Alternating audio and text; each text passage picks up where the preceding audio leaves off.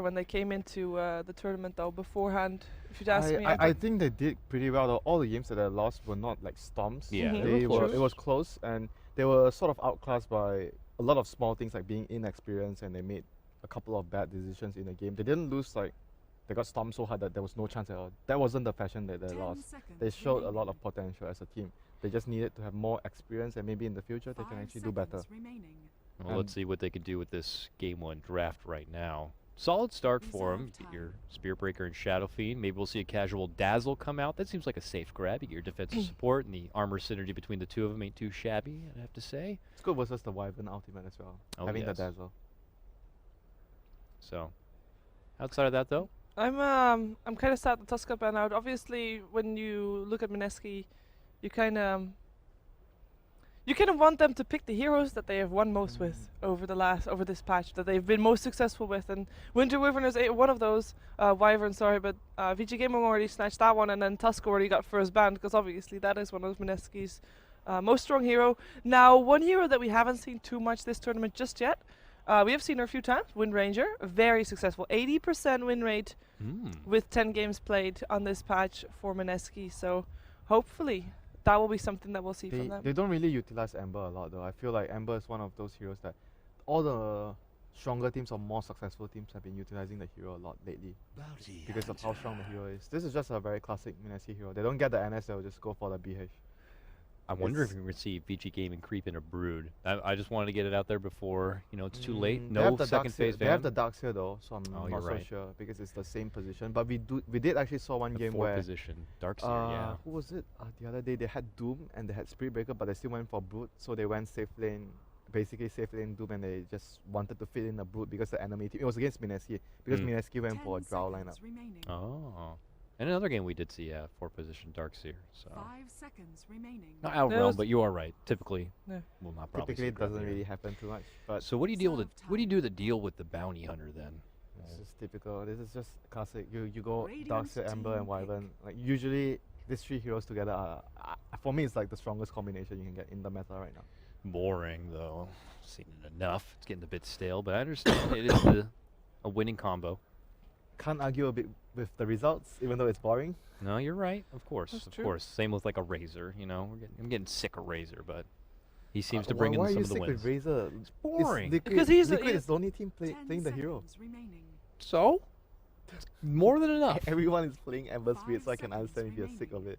But at least Ember is one of those heroes that makes plays. He chases people, He's he catches flashy. people, he's flashy, He's he's so flashy. he's fun to watch. He makes things happen. Razor's not Razor's that like, much of a hero, even if zap. he only plays one game. I can agree with that. That won't change. So you guys, I guess you guys don't like Viper as well. You don't like Venom.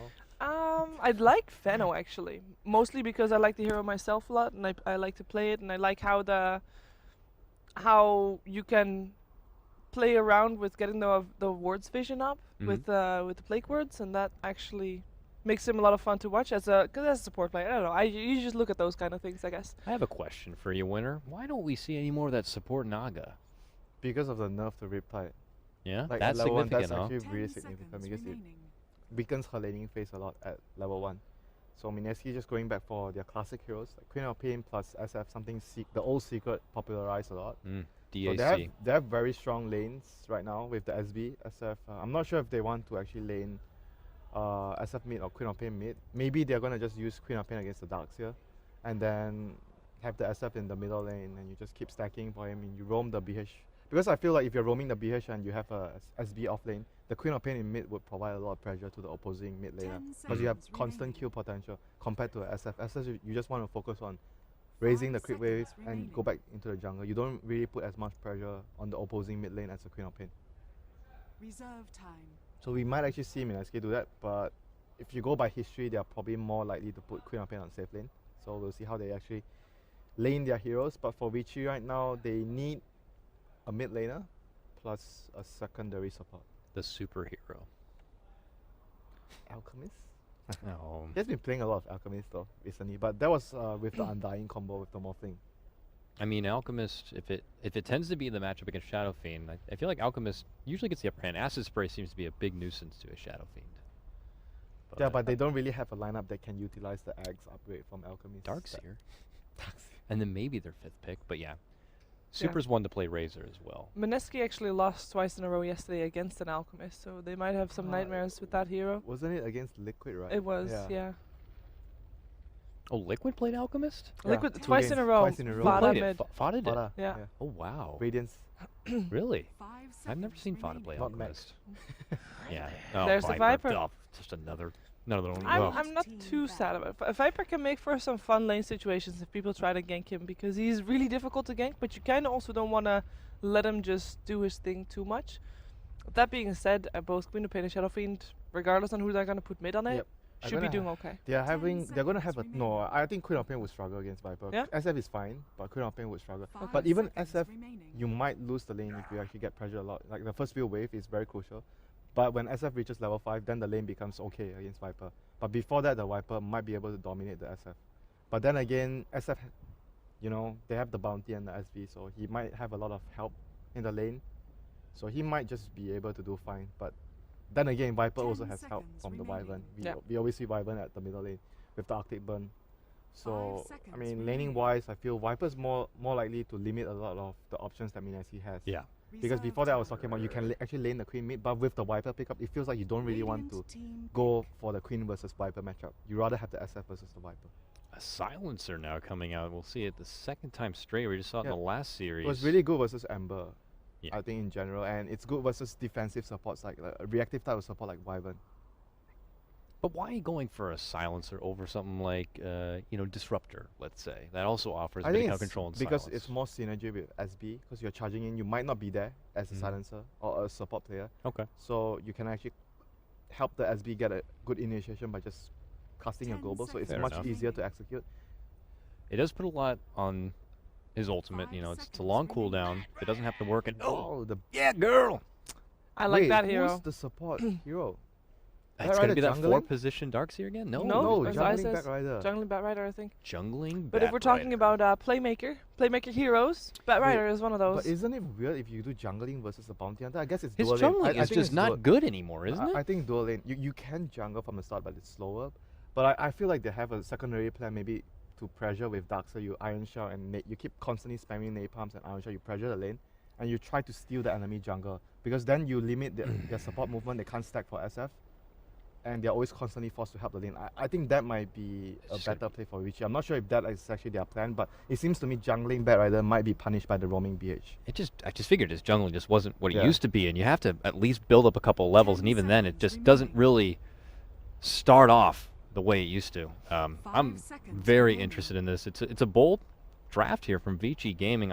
They're in a more comfortable position than Mineski is, but this is very comfortable for him. So we'll see if it works out for him. We are going to be leading off with a bit of a pause here, but we are going to go ahead and throw it over to our two handsome casters right now. It's the BTS duo, LD and Gods. Gentlemen. Well, thank you very much, Coddle Guy. Gods, welcome to a pause. Vici Gaming versus Mineski. Important match here. Should Vici Gaming get 2-0'd, I believe you said they are out of the tournament. Yes, that's the one, I think, and only scenario where Mineski advance, as if they 2-0 this, and then they go from being eliminated to knocking Vici Gaming out in the group stage. Vici Gaming coming in as one of the scariest teams, I feel, one of the kind of tournament favorites, but they've only got draws so far, and unfortunately, due to the point system, it means you're only sitting on 3 points right now in the case of Vici Gaming. Mineski on 1 point, a win would boost them up to 4, and they would surpass Vici. So, important game, but Vici Gaming still heavy favorites coming in. What do you make of the Batrider Darkseer? We've seen like, a few teams experiment. I remember there was a Bloodseeker Darkseer duel lane a month or so ago that you and I cast where I think we didn't like the way they executed it, but they start off as a dual lane, they put some pressure on the lane, they get levels on the Darkseer. I think at level 3 he kind of swooped off into the jungle and basically it became a solo lane. Do you see that as the way Vici Gaming look to play this? Like start off as a dual lane, then one of them goes jungle? Do they just stay as a dual lane and pressure? Do they try to start the Darkseer off in the woods right away? What's the plan here if you're Vici, do you think? It's hard to read. I think running a straight up level 1 jungler really gives you incredibly weak lanes. I don't think that's going to be really an option for Vici Gaming, so more likely we see them start with the Darkseer bat. Darkseer is probably the one of the two heroes who's more likely to be able to roam and pressure someone like mid, kind of contest the enemy jungle a bit. Once Bat gets levels, that's where he is one of the best heroes for stealing enemy stacks. So SF at mid has to be careful about if he's stacking up that big camp too much, the Batrider could swoop in at the right time and get a big boost of money taken away from Mineski.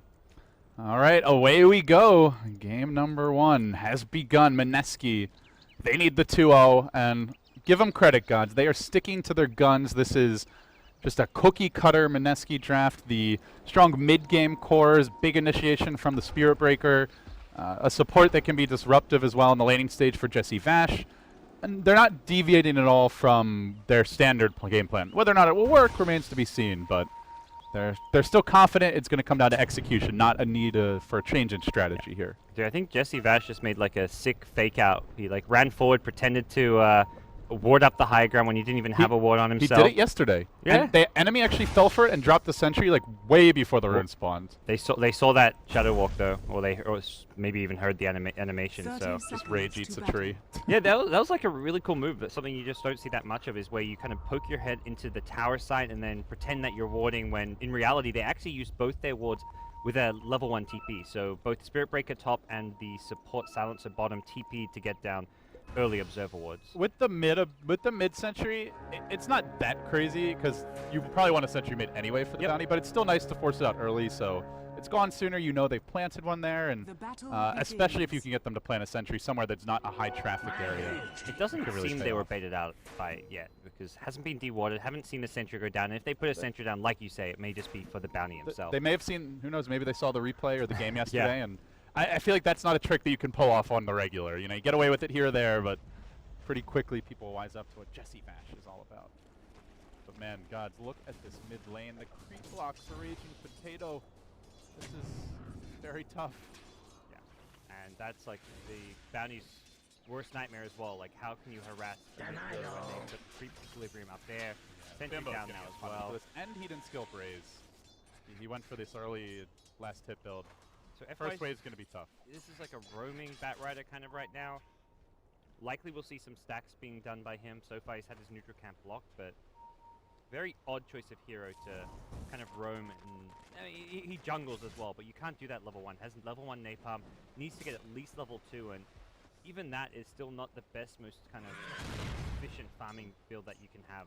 He needs more levels just out of the lanes. And as FY well knows, Bounty Hunter can really ruin a jungler's day. And something Winter touched on a bit in the draft, but do you echo a sentiment that this is, because of the Bounty Hunter, just not really feasible? What's the situation where, like, what are the requirements for FY to actually make this work? They need to gank the bounty? He pressure wants elsewhere? skills. He's got a sentry and dust, so he's really hoping to run into the bounty hunter. If he's ever level 2 and finds the bounty, he can almost solo kill him with like a couple napalm stacks, firefly, and you pop a dust, so he gets incredibly slow and can't fight you at all. For the actual, like, he can't jungle at all, so the bounty's going to prevent him from getting anything out of the jungle.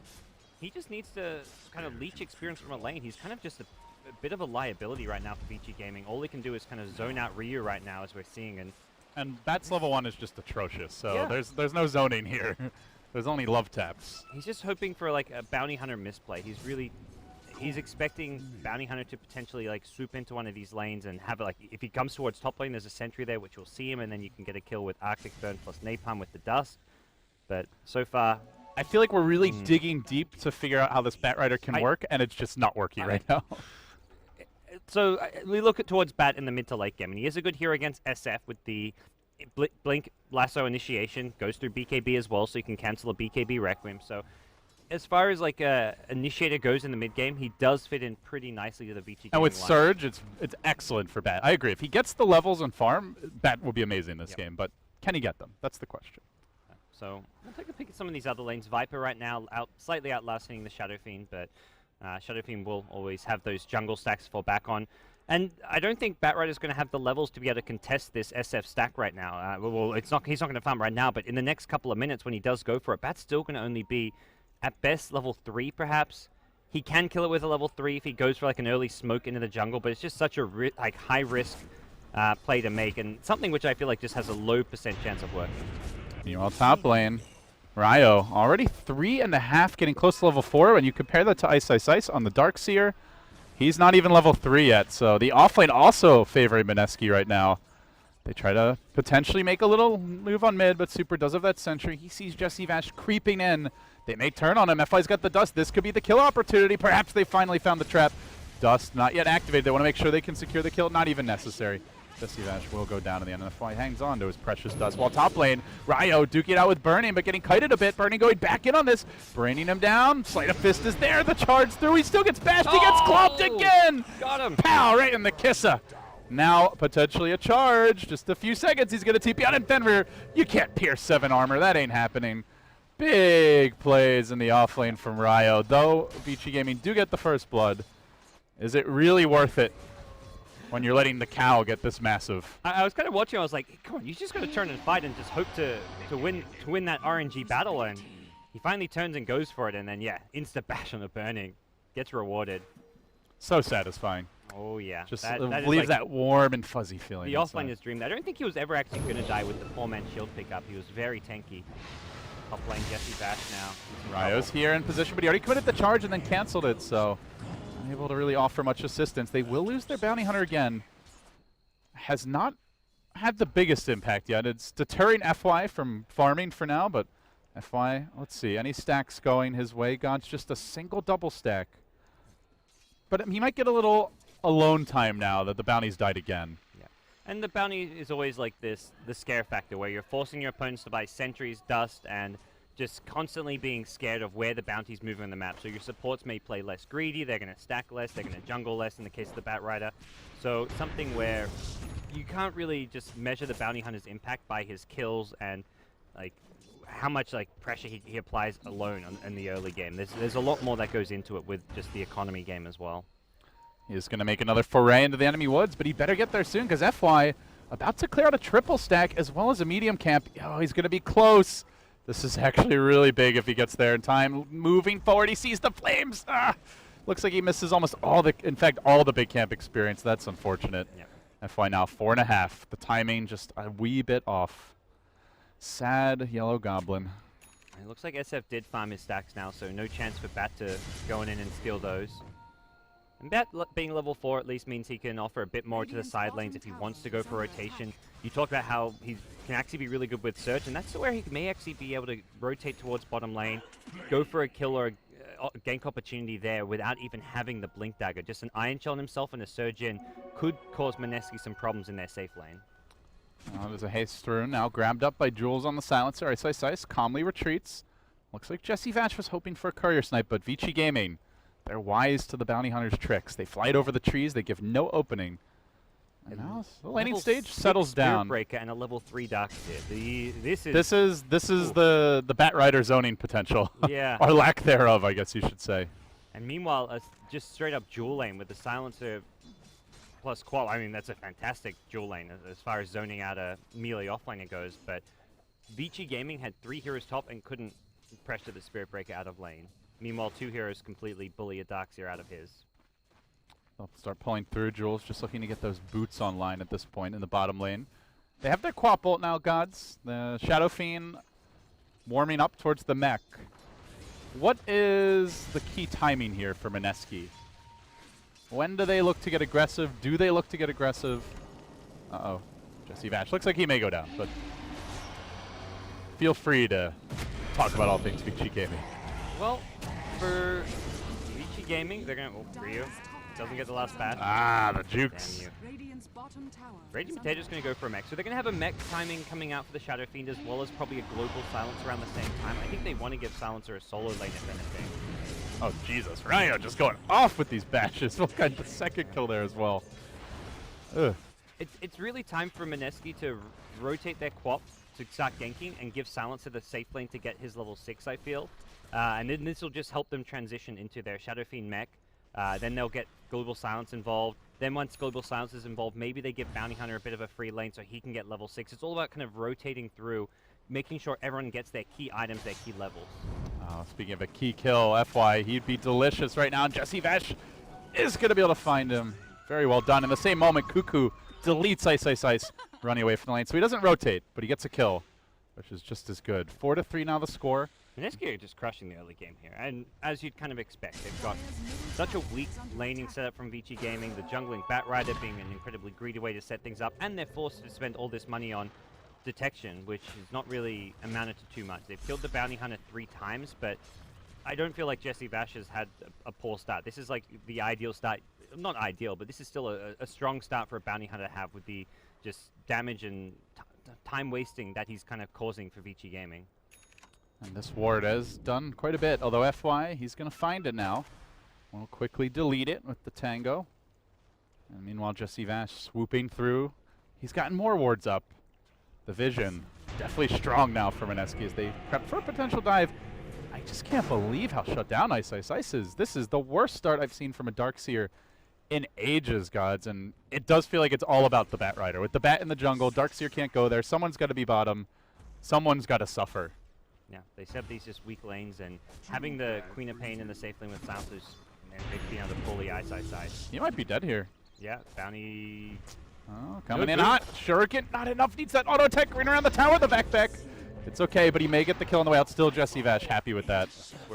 But Jules not happy with this. No TP. Oh, that hurts. Bought his gloves of haste. Slightly Vici Gaming favored, but I feel like if But they're going to get a gets tower now. yeah. If anything, I don't actually feel like that was all that bad for Mineski. They lost 2 heroes that don't really matter. Silencer got a kill and XP for it, so he steals some intel, gets close to level 6. And then the 2 supports are just creating room for Bimbo to get a tier 1 tower at mid, which is the most important tower on the map in the kind of first 15 to 20 minutes of the game. So I think Mineski overall are actually pretty happy with that. Batrider is getting his farm on in the jungle. Let's see if Raging Potato can steal some of that. No, heads the other direction. Bimbo, bit off the mark. We're going to see the Spirit Breaker Gloves of Haste out as well, gods. Are we going to see Midas Gaming enter the SEA fields now? Jules also looks like he may be going for one. Oh, wow. Double Midas. Make sure you don't get too many more. It's always a bit of a risk. But this kind of secures up their late game. They have a solid start. They're farming well. SF isn't going to go for anything in the way of greedy items. Oh, they found Ice bottom, but Burning's there looking for the trade. Has the chains. Is there sufficient damage? Oh, Blink cooling down soon. He's also got the regen rune, so Cuckoo gets away with murder, then gets out. And while that was happening, they chase down Fenrir in the mid lane. Looks like they may lose Bimbo. No, he's going to back up, tries to hang on. There's the bash. Needs a little bit more. The charge follow-up as well, pushing him away. And Potato will survive. These bashes. Oh my gosh, 70% continues. Well, Ryo's having a field day here. No. And that was without the global, which they've just now secured. Yep. So that's not only your Spirit Breaker Midas, another 980 gold banked up. Jesse Vash closing in on the track. Things heating up here in the mid game for Team Mineski. And the thing is, I don't even feel like they're going to pick up a double Midas and be like, okay, we've just got double Midas, let's sit back. Like normally it's like a team will have their captain kind of look at that and say, we can't really fight for a little bit. But for Mineski, it's going to be just the ability to fight around their ultimate. So as soon as they have Sonic Wave back up, I think they'll happily go for a smoke play, look to team fight once more, just by having global plus Sonic Wave. Looks like they'll get Jesse Vash level 6 at top lane, so they'll have Track coming online as well. Very much heroes that can fight well based on just levels alone. So even though it's kind of like 4,000 gold spent on items that don't benefit them a whole lot, for one thing, they're 5,000-6,000 gold ahead, and just for another, they've got heroes which just scale more with levels and farm. By the way, look at this hero ward. 3 sentries dropped in the vicinity. I think one of them was the earlier Hildy ward, but yeah, they just can't find it. That's just the Radiant Sentry, though. Yeah. Okay. But it's blocking the camp. Yeah, blocking the big camp. Oh, yeah, I see what you mean. Yeah. For a second, I was like, huh? What are you talking about? That's not giving vision. I may be drunk, gods, but I'm not that drunk. No. Give me a little credit here. Come on. That was more me being drunk. I'm like, how's this a hero boy? We're drunk on Pinoy power right now. Oh, yeah. We're in the SEA backyard. Global deployed as the lasso is used, but Ryo, he's a tanky mother, and he's going to charge in onto Burning, then looks to bank away. The Crop's in position, doesn't have the ultimate just yet. Chain's coming through, that's on 2, but Jules arrives as well. Ice. What does he really offer to the team? He's level 5 of smoke. Wildly gets popped in the midst of the chaos. That's not going to save anyone. They finally lose the Space Cow, but prepare perhaps for round 2 as Cuckoo's ult is officially online. 1 for 1. FY still no blink though, gods. 13 minutes in. And I think if Ice had a better lane stage, got like he was like level 7, level 8 right now, you'd be okay without the bat having blink because you could just put a maxed out Iron Shell Surge on him. But Darkseer just doesn't have levels right now, so the teamfight impact from a Darkseer is just non-existent. In the past, we've seen ISSI's Darkseer just wreck lanes, get early points in the wall, vacuum, go for like all these flashy solo kills, and we're seeing the exact opposite here, where he's getting just destroyed in lane. You've got a Viper who isn't exactly a comeback hero, who's the one hero that had a decent laning stage, 1, 1, and 3, has a treads drums, but not really items or a hero that's going to suddenly turn the game around. It's more of just a stable pick that when you're in like an even game, you can siege towers with, you can kind of just 5-man around, but in a game where you're behind, it's kind of useless. Do you remember that game where IG, oh god, it was like in the TI2 era, and I think they 5th picked a Batrider who was like super broken at the time. It was, I think, shortly after TI2. As a 5th pick though, they got it. I want to say it was IG, and they just got destroyed because like they just got punished so hard in the laning stage. Like they had 4 or 5 like quote-unquote OP heroes, but like they were just too greedy. They all had too much in the way of farm. I forget. I think it was a Chinese Dota match. Pretty sure they were playing like LGD or DK or something similar, and I just remember them getting destroyed for it. This game slightly reminds me of that, though. Vici, they now move in with the Batrider. They have a surge. It's the Ghetto Blink initiation, and they're going to find Raging Potato, the long-range Wrangleback, but that's Bimbo, and he's tanky. They curse him up. They start turning on their Shadow Fiend. Don't kill him off. He's your friend. Not any longer. He dies before getting off the Requiem. Vici Gaming, who needs a blink? They've got FY God on the chase. Burning, leaping forward, one more Remnant. He's going to grab the triple kill, looking for additional. Now the drum's available. Cuckoo scurries away. Only now I think Silence came up. If they had Global for that, that would have been just a lost fight for Vici Gaming. But they went in about 10 seconds before Global came back online and kind of took advantage of their small little window. Mineski do not have the hero to insta-cancel, or to prevent the Batrider from swooping in and kidnapping someone. They don't have a Rubik or like a hero with a Yule Scepter or something, and that's just where Spiritbreaker tries to charge in, but he charges into a Winter's Curse. So Vici Gaming were ready for the counter initiation. He beat the shit out of Shadow Fiend. That really hurt. And that's just where Mineski have to be a little bit more cautious with when they go for those kind of pushes. As far ahead as they are, they need a fight around Global. And, well, Jules is got out. Burning has been instrumental in Vici Well, at least he Gaming's didn't pop turnaround. the Global. And Emperor Spear, definitely not what I would consider an iconic Burning hero, but doing a good job here, Gods. He had a rather tough lane with the Spirit Breaker and just general lack of support. Wyvern definitely struggles to harass against someone who's so tanky, but Burning doing a good job of getting his team back in this game. And now that the Global's up, unfortunately, around that moment, FY will also complete a blink. I think if you can still go for a push if you Global as soon as he gets lassoed, because they can't kill him solely based off of the blink lasso. Like you have Firefly damage, you'll be pulling him out of position, but it should be, he's tanky enough, and the Spirit Breaker can charge him without getting like Winter's Cursed, and charge plus Global Silence is one of the better combos to have with a Spirit Breaker. So I think all in all, 5-manning around the Global Silence can still work for Mineski, even into the Blink Batrider. Seems they do want to go for it. Grouping up bottom lane, Sanj and Yasha about to be completed here. Bimbo just needing that last component, the Band of Elven Skin. Now it just comes down to, it's a game of execution. How quick and timely does the Global Silence come out? Do you prevent like a Viper Strike? Do you get it off before like a Searing Change, the Winter's Curse? Surge, FY jumping forward. Where's that Global Silence? It's a bit late. They do focus Bimbo. He gets off the mech though, and this could be enough to turn the fight around. Requiem, at least they get it off this time. FY dropping low, massive nuke damage coming out for the Shadow Fiend, but he hasn't finished anyone just yet. Fenrir will drop. That's 2 down. Ryo still healthy, could go for an additional kill. The rest of the team backing off. Looks like Cuckoo barely finished his Burning. Will deploy a Remnant on the way out. Super just kind of standing and watching. Mineski coming out on top there. They will take the fight. Cuckoo got cursed, and after surviving the curse, blinked forward rather than back to safety just to try and bring down Burning's Ember, and Burning just like tanked up the Scream. I think he had Flame Guard up or had 1 charges, but Cuckoo made a big misplay there. Could have been a simple 2 for 0, and instead he tried to go for the big flashy play and secure that 3rd kill. And you know, it looks like it's a slightly Mineski favored fight in terms of the 2 for 1, but they blew the Global for that. Now Vici have a big window. None of their cooldowns are that bad. Yeah, that's the 2 big ultimates they have to play around, both on cooldown. They lose a Quap for mostly supports, Fenrir as well as Ice Darkseer, who isn't really honestly is a support Darkseer. He's poorer than FY. Kind of. Not going to disagree with that. And Fortunately, he's a useful support. Surging Batrider is always pretty good, but so support nonetheless. Mineski not going to be thrilled about that. They also don't get the tier 1 tower, so they're going to be Forced to sort things out here. The Queen of Pain picks up an Orchid, so as soon as the Sonic Wave as well as Global come back up, I think Mineski will be very keen to fight based on this item timing. SF completed Sanjin Yasha, so around the board they're looking pretty solid. Even like supports like, well, Rio not a support, but offlane is getting ridiculous farm now with Treads, Ogre Club, Midas.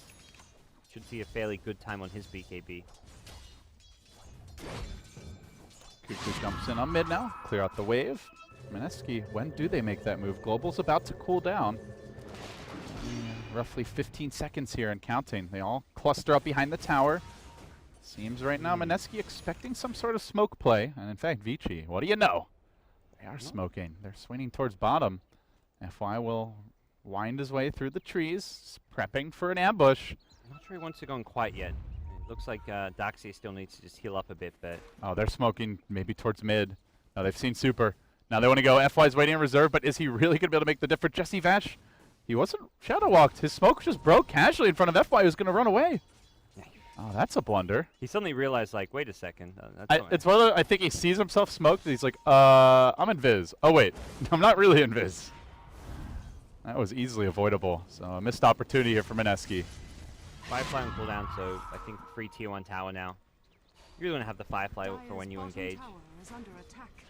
A little sloppy, but they'll still get the tower for free. So what's the game plan, gods? Burning now, Boots of Travel up, building towards his Manta, it looks like. Mineski seems like they want to 5-man a bit more. Yeah, Mineski are the ones in the driver's seat. They kind of dictate how play develops. So if there's going to be a push or a Roshan fight, it's going to come from Mineski being the aggressors or the one decide. Like, they dictate play right now. Vici Gaming can only react to what they see. Even if they're going for a smoke, it's trying to like catch out Mineski going for an aggressive play. Oh, they did see Super moving up, and they pop the Invisor. Now looking for the Requiem, but gets interrupted by Flame Break. The Requiem finally coming out. Not really the most damage, but Ice Ice Ice quickly brought low. Now the Curse. It's on 3. Cuckoo eviscerated. They're going to lasso back the Shadow Feed. Raging Potato needs your help. He's not getting it. He's trying to fight 3 on his own, while Burning fights 3 as well. But Burning's the one winning his 1v3. The Shadow Friend, the one losing his. And in the end, only Jesse Vash able to limp away. Aside from Ryo and the Spirit Breaker, just an amazing curse and an very unfortunate Flame Break on an Invis Shadow Fiend. They just didn't quite execute that. The Requiem didn't do enough damage. They needed to really hit like a max damage Requiem on someone like the Viper with the Nether Strike to push him back in if they wanted to try and lead the fight that way. And also they used the Global Silence. So using the Global Silence to go on the Viper who you don't even kill meant once the real fight broke out, they were in all sorts of trouble. Another great Winter's Curse, and again, Vici Gaming just repel Mineski. Burning now, Yasha Richer, and working towards his Manta style. It just doesn't feel like they're using their spells to like the full capacity. Even stuff like the Orchid, you want to be trying to find out either Winter Wyvern or even potentially the Darkseer with it. Ember's a great target if he's solo farming, but in a team fight like that, you need to take out either the Vacuum Wall or take out the Winter's Curse. I think Wyvern is the ideal target for Queen of Pain to go on there. You want to try and hit the Wyvern with the Sonic Wave, Scream with an Orchid, while hitting his teammates with the Sonic Wave as well. But because the Viper initially, he lived the entire fight, but he kind of didn't take enough damage from Requiem, I think Cuckoo felt pressured to Sonic Wave the Viper and try finish off that kill. They're going to deward a bit around the Roshan pit. Remember, before Mineski went for that fight, they were making their moves there. Looking like they wanted that big objective as Jules will get trapped, caught out in the bottom lane. Didn't even need a lasso for that. Burning just runs him down. And it seems this run and shoot Dota is what Vici Gaming want to engage into now. They'll keep a Remnant in the pit, so no shenanigans for Mineski. Then they'll push. Despite what looked like a pretty pitiful laning stage, gods, Vici Gaming taking advantage of mispositioning for Mineski and good initiation. They find themselves almost back to dead even. This is the point where things have stabilized, so for Vici Gaming, the support Batrider pick really pays off because you've got a 4-position support which is just one of the best mid to late game kind of tempo controllers / initiators you could hope for. And on top of that, you've got a Darkseer as your kind of offlaner, so you've got 2 big teamfight heroes. Burning, who's he going to go for? It looks like Jesse Vash, the unlucky casualty of war, but maybe not the only one as Burning hunts onto Ryo, has the charge available. Chains will interrupt the charge cast. Still hanging onto it, but this allows Fenrir to get in position. The Curse will come out. They may lose Ryo as well with 4 heroes surrounding him and burning him down, and it will be FY who gets the last hit. That's the 4 staff complete. Jungle Batrider, not the fastest 4-staff, but considering he went purely jungle, FY in great position now to continue to take over this game. Oh yeah, this is suddenly kind of piecing together for Vici Gaming, all starting from that very first hold at bottom lane with the Surge Batrider in before he even had a Blink Dagger and the global silence was on cooldown. That was, to me, the big turning point so far. Mineski's still in this game with a slight lead. They've got Midases as well to play the farm battle with. But no. Oh, that was smoked spotted. under a ward. Yikes. Game was hard. Yeah, FY just gonna get out or even... Oh no, are they going Roche? Vici's gonna see that they haven't showed up. Yeah, they should scout this, I believe. Well, do they? How long do they wait before, like, okay, this smoke is into the Roche pit? I think they're gonna be too late, it seems. They're waiting too long. Bat actually TP'd back to Fountain with Firefly on cooldown. I really think they expect an actual gank. Yeah. That happened a bit too fast for Vici Gaming to react to. Well, actually, the ward's working out okay. Makes Vici Gaming extra afraid, so they play defense, and Mineski snagging Aegis. Still Bimbo atop that net worth chart. Building towards a BKB, though. You look at the control they have. It's not like a Shadow Fiend BKB is a game-winning item here.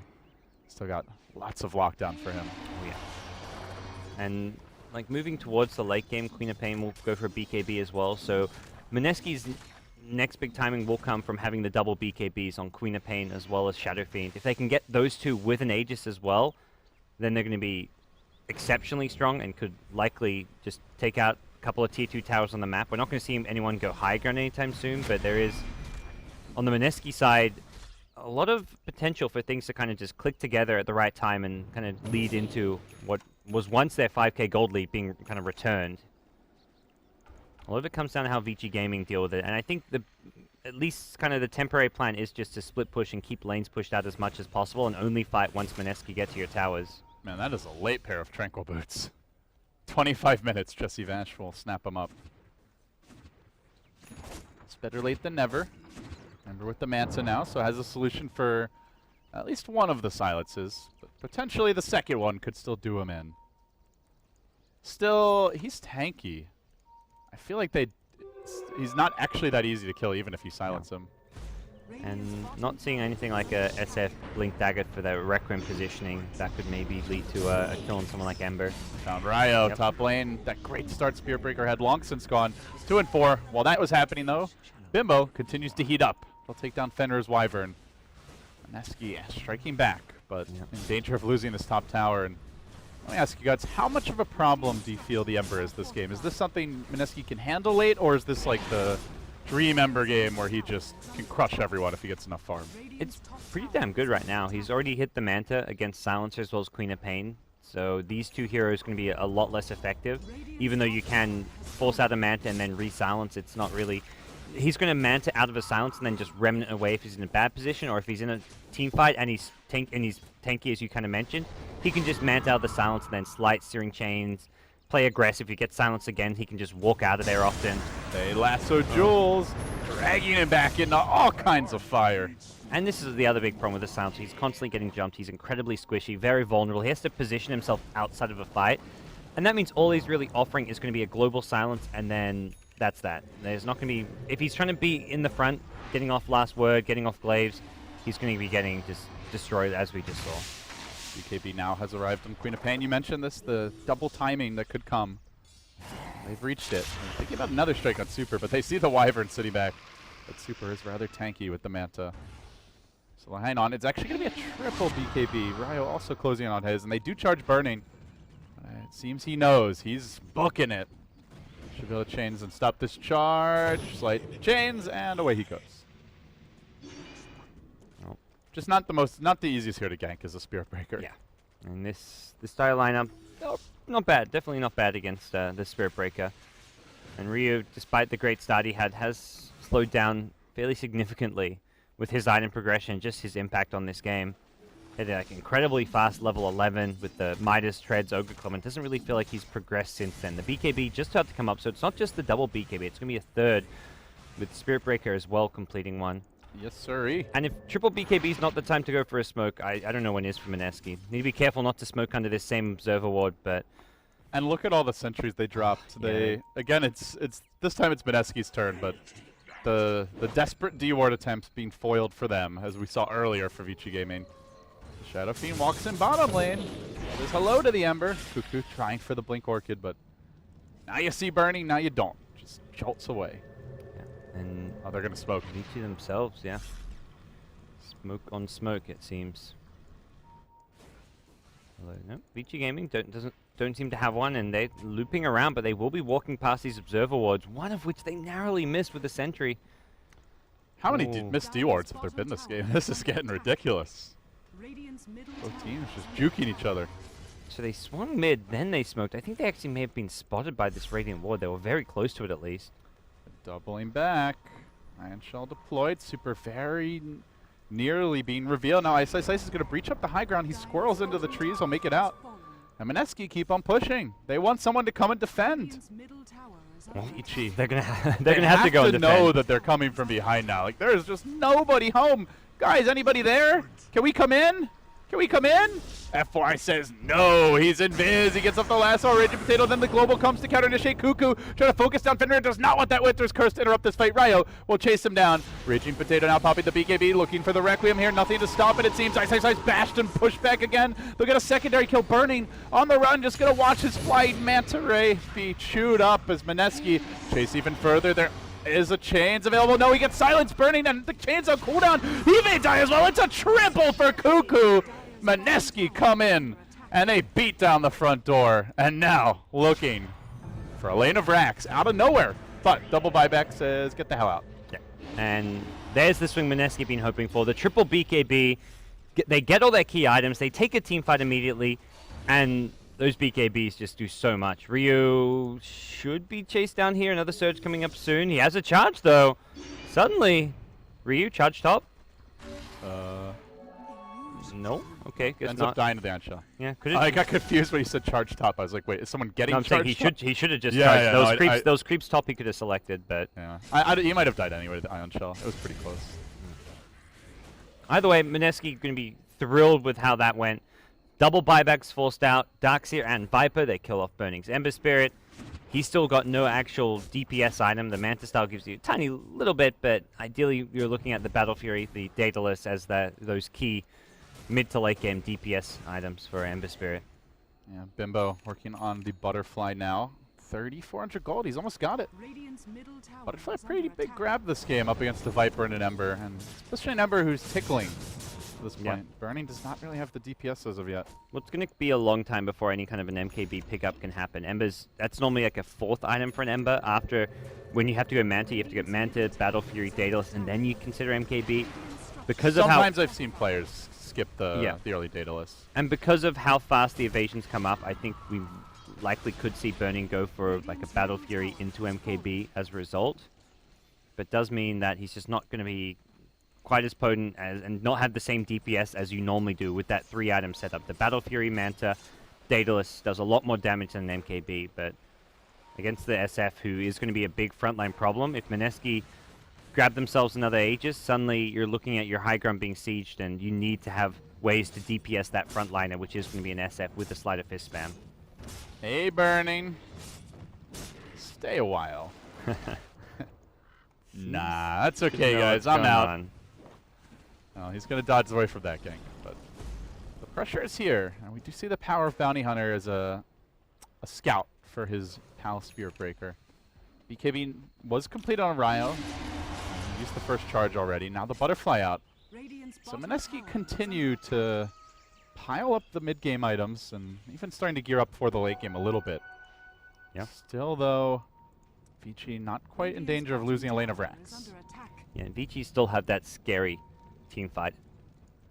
Particularly scary if you're going for a high ground push, when you've got a Vacuum, Winter's Curse combo happening around the around like a choke point going after base. Ember, I feel, definitely will be looking for a Battle Fury, probably as his next item, just because it does synergize well with the Vacuum as well. And you have to get Battle Fury. And for F1 in the Batride, he's been very quiet since getting this 4-star. He had a kind of good stage of the game, around 10 to 20 minutes, but the last 10 minutes or so has not been I mean, for Vici Gaming, it's just been like a passive farming time where they've not got their core items that Mineski have with the triple BKB, so they're forced to just play this slower pace, which is not really what the Batrider wants right now. Same for the Viper. You don't want to just go back and fall into a farming game as a Viper. You don't have a Midas or anything. You aren't really going to be a big threat to Shadow Fiend or Queen of Pain in the late game as well. Yeah, this is not your limp style Viper where he goes for more of that hard carry or at least scaling late gamer. Super has been a selfless teammate, but the result, of course, is that he's a wee bit poor, sitting just around even with the net worth of a Spirit Breaker. If a Cal's as rich as you know you got issues. Well, that Cal's about to get a bit richer as money coming his way from Roshan, and this is going to be interesting to see how Mineski look to play with this one. We've seen them rush into things a bit. This game it was at the tier 1 tower where they tried to force things too much. In past games they've had advantages which they've thrown away, and this Aegis, as much as it makes him a lot stronger and gives the SF on the front lines that second life, which is great for sieging high ground with, he's got to be careful at how he plays it. If he takes too much chip damage, like you throw a Viper Strike, you spam him with some Napalms, you flame break him a bit into the base, suddenly you're seeing your SF Aegis popping, forced to pop his BKB defensively in the enemy base, and Mineski in a terrible position. So Mineski, I don't know if they're going to decide that they're likely going to look to at least take tier 2 towers and apply some pressure, but going like all in for a high ground push is a very risky proposition against Vici Gaming right now. Burning. That'll be okay, but pressure definitely there. We see a bit of a ward exchange happening towards the mid lane. Yeah, FY with Gem now, so you got that detection and will help against the Bounty Hunter, of course, as well as the dewarding aspect. Yeah, as much as anything, just keeping Mineski in the dark when they want to siege is going to be nice. No high ground wards, hopefully no pesky vision inside your base. But around this moment, Vici Gaming grab what could be a huge item. They get the Blink Dagger on Darkseer, who does have a level 4 back. And now the Lassos come out. They're drinking Ryo of all heroes way behind enemy lines. It's only the Spirit Breaker. The Nice Ice commits forward. Bimbo was dropped fairly low, but has the Aegis still, and he runs in. Flutter on cooldown. He's gone in too far. Bimbo going to lose the Aegis for naught. Zilch, nada, and they've got a Winter's Curse. He needs help. He needs it now. Save the potato. Save him. Cursed, held in position for ages. Bimbo hangs on. I'll let the Requiem go. He's going to run right back through the wall and scurry away. Ryo now charging in, but gets interrupted by a nice Searing Chains and will drop in the end. So they've lost Ryo. They've lost their Aegis. They've expended the global. And Mineski are getting routed. Forced back in the end. Cuckoo also going to die. It's an extra hero down and the full team in headlong retreat. Aegis down. 2 heroes popped. Mineski completely botched the high grounds. Their decision making in these key pushes and in these late game scenarios is just their biggest weak point. That's where they've really suffered. They really struggle. It just feels like they need that sensible voice in their team or whatever it may be just to tell them when to back, how to go. Cuckoo really feels like he needs a leash on him at times. He just gets way too aggressive with some of these plays. That was a blink forward again while he's BKB'd. He kills the Darkseer. Like, he makes a really good play at the start of that fight. He isolates Darkseer, kills him with the Orchid, and then he follows up the Darkseer kill with a high ground blink. Into 4 heroes when the team's back. Shadow Fiend has no Aegis. Global's already been used. They're not on the same page in I was team like, is there a disruptor in this game? Because all of a sudden Queen of Pain is just in the middle of the enemy base. I thought he got glimpsed back for it. No. You know, it's just like, what's going on here? Their team fight is... And that was a good start to the fight. They communication blew the lasso on a Spirit Breaker who didn't even die. That's like the dream way to open up the base initiation if you're Mineski. So Mineski will be repelled. It's not a huge gold gain for Vici. It doesn't even look like a gold gain at all for Vici Gaming holding there. It was mostly the fact they take out an Aegis. They do get the kill on the Queen of Pain as well, but a 1 for 2 trade, I believe. 1 for 2 and an Aegis. Yeah, so 1 for 2 and an Aegis. So Vici Gaming win as far as the numbers game goes, but they did take down the tower, so that somewhat equalizes the gold at least. The gold exchange was pretty much like something you couldn't even notice. So Mineski will fall back, keep on farming. They maintain their lead. That's the thing here. They're still Mineski with the lead, but they've got to polish up their play if they want to be able to break through and take the high ground. Burning getting charged. Doesn't have the best vision. Will get caught out by this. The Nether Strike comes through. Do they have the damage? He remnants one way. He jumps the other, but that last auto attack finds him mid-leap. And Burning will explode. I guess just a tier 2 for the top if they want it now without the buyback. Yeah, perhaps more importantly, delaying his item progression, though. Burning only with the Battle Fury. Still needing that big damage item to hold the base. And I still really like Mineski's late game. We've got SF Quap, a Spirit Breaker who's farmed with a BKB, Solar Crest on the Bounty Hunter, so he's itemized in a very safe way, such that he's guaranteed to have an impact. Just putting a Solar Crest on the Shadow Fiend in the front lines. They've got the Vlad's Aura coming out as well from Spirit Breaker. Silencer's going to scale well. Has the Midas, so that guarantees that Jules can progress with his items if this game goes 50, 60 minutes. So we'll see not just the Glimmer Cape, but eventually a Refresher Orb if it goes long. So very much Mineski, to me, still have the better lineup. They're just not... They're not refined. They need to just play the better team fights. Their communication has to be stepped up if they want to be able to take this game. But they still have a lot of room to grow, as you're mentioning. The Assault Cuirass, perhaps the next pickup here for Ryo. We'll see what he wants to go for. And Jesse Vash, some sort of utility item. They even get a Quap Scythe of Vice. Yep. And there's still a good 2-3 slots on most of their heroes. Even Bimbo could get BOTs, replace the SNY, and then get 2 more items on top of what he's already got. So definitely not kitted out yet, Gods. Yeah. And they've got track gold. So yeah, they're continuing to farm with the help of that. On the dire side, you are looking at 4 cores going into the late game, though. So you've got Batrider as well as Darkseer, both sitting on 10k plus net worth, whereas the Mineski side have kind of 2 really true supports. That's interesting. The team with the track gold and the Midases is the team that's got the 2 really poor heroes. But Yeah. I suppose when your potato is just a vacuum cleaner, sucking up everything, there's not much left for the plebs. Yep. For Vici Gaming, it's been much more even farm distribution. You've got Batrider, who doesn't have any issues farming jungle. He's actually one of the best heroes they have for pushing lanes. Viper is actually not going to really be able to power farm, so if anything, you don't want Viper pushing out lanes just because it's not that fast, it's not efficient. Darkseer will always get farm because he can also push out lanes. Well, what's he going to do then? Viper, I mean, he can't really gank. He's not going to solo a Roshan for them. He's not tank. pushing. He's going to just run on in when the push comes their Stand way. there and look ugly. Yep, that too. Viper's best asset. Him and Slardar, what a couple. Can you imagine the children they would make? Horrifying. Simply horrifying. All you need is some like Razor genes in there, and you have a horrifying, Yeah, most the boring, trifecta of boring, ugly. boring, ugly heroes. Maybe Lich gets involved if there's some swingers, you know? Ugh. The horror. And maybe procreation in the Dota universe involves more than 2 heroes. Who knows? All kinds of who says procreation is a thing between 2 people, LD? You know, that's the thing of the earth, Yes, not of Dota. not of Dota. Dota is special.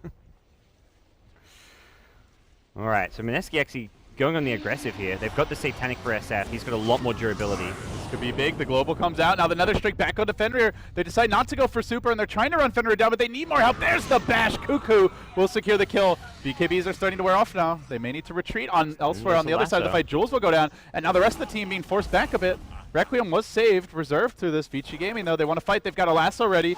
Nether Strike available as well, and they're going to catch out Jesse Vash. The charge comes through, only onto super. Is this enough damage, though? Jesse Vash slowly being hacked down by Burning. The Flame Guard going to finish the job, and now he jumps even deeper. He wants Cuckoo as well. Burning, he's heating up. He's going to get another kill. It's going to be all up to Mr. Potato. He is damn tanky, damn hard to kill. As Ryo dives onto Ice. They can't stop him in time. A 4 for 3. An Ultra for Burning. Suddenly, oh, give him a free MKB, Gods. The Requiem, a futile effort. Don't even think it debuffed Vici there. Barely clipped the Batrider. No, that was the presence of the Dark Lord. Not even. And he keeps on running in. He may die for this. He's got He's got Satanic, but is he going to get to auto-attack? Desperately farm up the creep still. They can go in again, and guess what? They've got a Winter's Curse because Burning has allowed this, or rather, this fight has gone on so long that they've gotten Fenrir back, so they're going to lose the Raging Potato sooner rather than later. It's a team wipe. It is officially a freaking rampage for Burning. They just gave this guy 6,000 gold. We don't get the full team fight recap, but that was about 6,000 gold. Mineski's team fights is just some questionable stuff right now. It's tough to watch because Mineski did like strategically, like individual play-wise, they've done everything right. They've won their lanes, had the the right kind of draft. They outdrafted the hell out of Vici Gaming. They just, I don't even want to say it's choking. It's very much just seems to be largely a communication thing where one hero is backing off while another goes in. And they're just they're never really on the same page in these important team fights where they're grouped up deep in the enemy base. And they start the fight there. I believe they global. They jump the Viper. Yep. They start focusing him down. Then the Spirit Breaker, the Queen of Pain are like, screw that. We want the Wyvern. They run to the north. The rest of the team, the Silencer and was it the Bounty Hunter? I think they were being just punished by burning on the backside. They split up a lot as a result. They didn't focus anyone down during Global. Yeah, trying to focus Wyverns, like, that's a good hero to take out the Winter's Curse, but it took them so long to kill Wyvern. They had to chase so far. That should be an easy kill with a Nether Strike plus Sonic Wave. That should just straight up be an easy kill. Now, Ember Spirit in the zone. Yeah, he's farmed. Suddenly, Daedalus, Battlefield, Gonna get a tower. Yeah, that's another 3k gold. Thank you very much. I'll take that. MKB is now only, what, like 2.5k gold off, so Burning will have his kind of perfect late game item. And it's not just in no time at all. They do have the lockdown. Like, if they can combine the Hex with the Nether Strike, with the Global, everyone gets off their BKBs. They have the lockdown to get that kill, but that's also assuming Vici don't interrupt it. FY at this point could potentially have, well, it looks like maybe building towards the Lotus Orb, we'll see, or potentially Shiva's, but could have a BKB if you wanted to build towards it. And of course, the Winter's Curse, if you don't finish someone during the Global. Ryo, though, they want to interrupt this Roche fight. He's going to jump in, he commits another strike onto FY, gets the bash fall, but then decides, I want to run. But I'm not sure VG Gaming are going to have any of this. They come back here, Ryo. How dare you? You've insulted our friend. And you will pay. BKB or not, Burning is suddenly wicked sick. 16-4-9. Half of his kills coming in what feels like the last 3 minutes. Yeah. And Burning playing a more kind of carry style Ember Spirit this game, much more, I guess, what Burning as a player is kind of used to doing. And his team just had, it wasn't even like a playstyle thing by choice. He was forced to play this way just because of the bad start that Vici Gaming had. And he's got like 6 kills and 2 towers as well as a Roshan in a matter of 3 minutes. And just ugly. Mineski now may be in some trouble themselves as far as defending their high ground goes. Rainbow cursed right before he can get up the Satanic, dropping fairly low during this time. They try to keep him alive. They will be successful. Ice is overextended, but that slight damage assassinates Cuckoo. They hold Burning in position for now. Another strike there. Great Cold Embrace to keep him alive. They simply don't have the magic damage yet. Requiem will be enough. They push it back slight and smack. They lose Burning, but it's okay. He's got Aegis, a triple again. He's gotten like 10 kills in the past 5 to 6 minutes, and he's yet to die. Another 5.3k gold. They've got an Ember Spirit problem.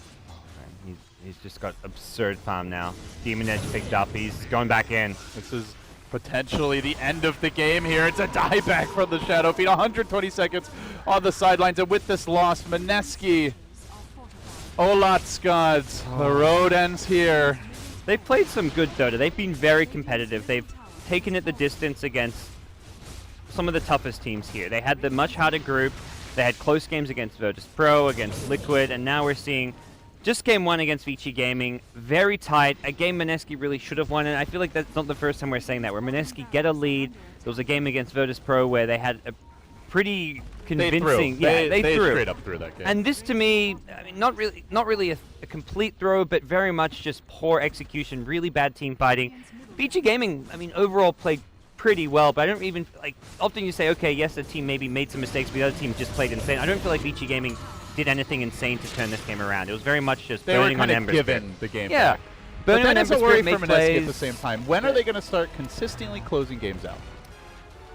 Hopefully at Frankfurt. This is the big first test for this lamp on an international scale, so very much trying to work out the kinks, and it's good that Mineski go through Nanyang before they had to go to Frankfurt. So they get some practice against the top international teams, and they also just kind of get to really feel like what it's going to be like playing on the big stage. Because at this point, you look at the tape on Mineski, they really seem to struggle in these longer games to just finish the game. Yep. And they're going to be tested. Teams are seeing. Mineski maybe doesn't choke, but just doesn't win these long games very often.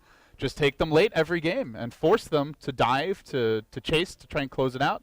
They're going to have to find a way to tighten up the ship a little bit moving forward, it seems. Yeah, absolutely. They have a few things to work out overall. I think they need to have like more maybe clear in-game leadership when they get to those late game stages, to have like everyone on the same page, use their smokes a bit better, just kind of coordinate who's leading the way, who's going to follow up, all of that stuff. But they've as far as the basics go, this is a top team. They're fighting with Vici Gaming, Liquid, CDEC, whoever it may be, taking games off of CDEC on the opening day. So they're getting wins, but they need to do so more consistently. All right, well, with that, Mineski, I believe, knocked out at this point no matter what? Yes, at most they can get 2 points, which is still going to be less than anyone in their group. All right, well, with that, the demise of Mineski, they probably will play this next game at least, but it's a tough road for them from here. So over to the panel. Let's see what they think. We are at the panel. I'm joined again from Winter and Sheaver. And, well, firstly, condolences to Mineski. Their journey here for the Nanyang Championship will conclude. This next match is still very important to Vici Gaming, but talking about game number 1, we were convinced that that was going to be Mineski's game. It felt like almost overconfidence, maybe a touch of arrogance, then pulling out the FY Batrider there. He couldn't seem to find his groove, and Mineski were taking control of very farm Shadow Fiend, but they couldn't quite close it out. And once it got to that huge 42-minute fight, Burning coming in, getting the rampage, they had ideal positioning, and things began to crumble for Mineski. Really, what was it about Winter that things just seemed to go a bit awry for him? I think they didn't execute as well with their strategy. I think there were a few times the silencer popped his ultimate a little too late, and Cuckoo was obviously overextending in a few fights that resulted in his death. SF was really farm. I agree. He was really farm, but he needed to rely on his team to lock down targets so that he can finish heroes off. He needs to rely on his team when everyone is just dropping their ultimates on him. Batrider is out just lassoing him. Winter's Curse is always on him. Viper Shark is always on him, and the vacuum wall as well. So he needed his team to actually help him actually kill everyone, even though he was so farmed.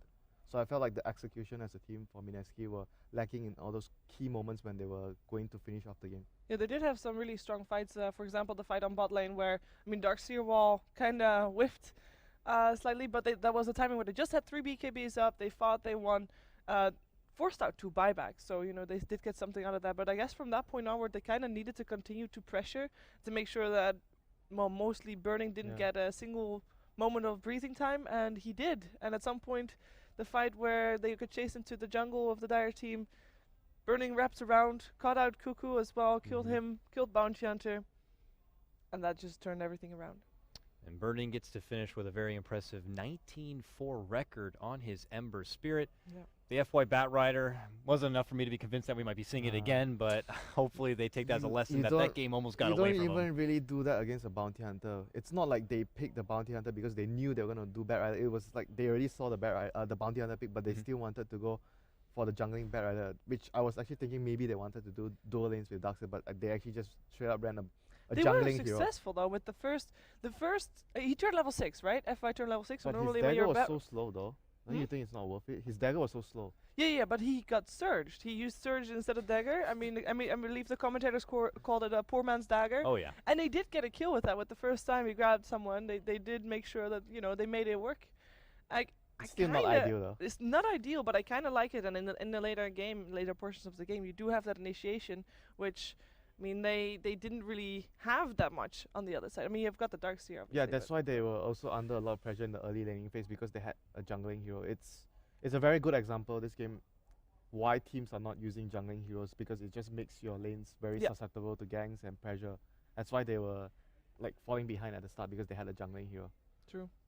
So with that, that will conclude game number 1 now of Mineski going to Vici Gaming. But we're not done yet. It is a best of 2 after all. So we'll cut to a small break, and when we come back, we'll see if Vici Gaming will get themselves to the top of their group. And we'll see you soon.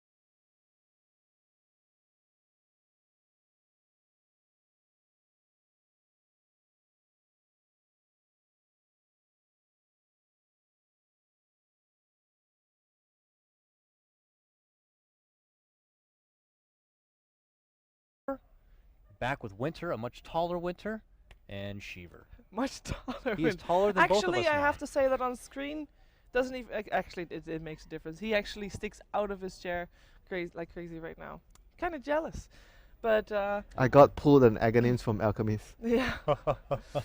you turned on your BKB. Your blood rage. Sorry. Enough of this. Okay, We're so getting- I just want to first point out Yeah. we're not watching, and you're not watching, Fnatic versus Digital Chaos, which might be a mistake because that game is going on right now. Now we are going to start our next game soon, so don't leave. You can just, multi-twitch it, that's fine. But Digital Chaos is in a series with Fnatic. The series started out with Fnatic needing only 1 point to make it to the top 4, and Digital Chaos, they need a 2-2-0 Fnatic in order to actually have a chance to make, or in order to make us a top 4. Like this is the deciding match. Yeah. Game 1 taken by Digital Chaos. Boom. Boom. Game 2 heavily in favor for the side of Digital Chaos at the moment, though Fnatic are holding on and they have the chance of a comeback. They have the heroes for it, but it is really, really tight. So I I suggest having 2 streams on because it should be really good to see the ending of that game. As we can hear the casters from here, even though they're all the way over there, but we can hear them shouting It's pretty exciting hype. stuff. Yeah, it's super high. Yes. They're fighting for their lives. They are. They're stepping it up. It's so Owen, very dude. What'd you just say? It's Owen. So?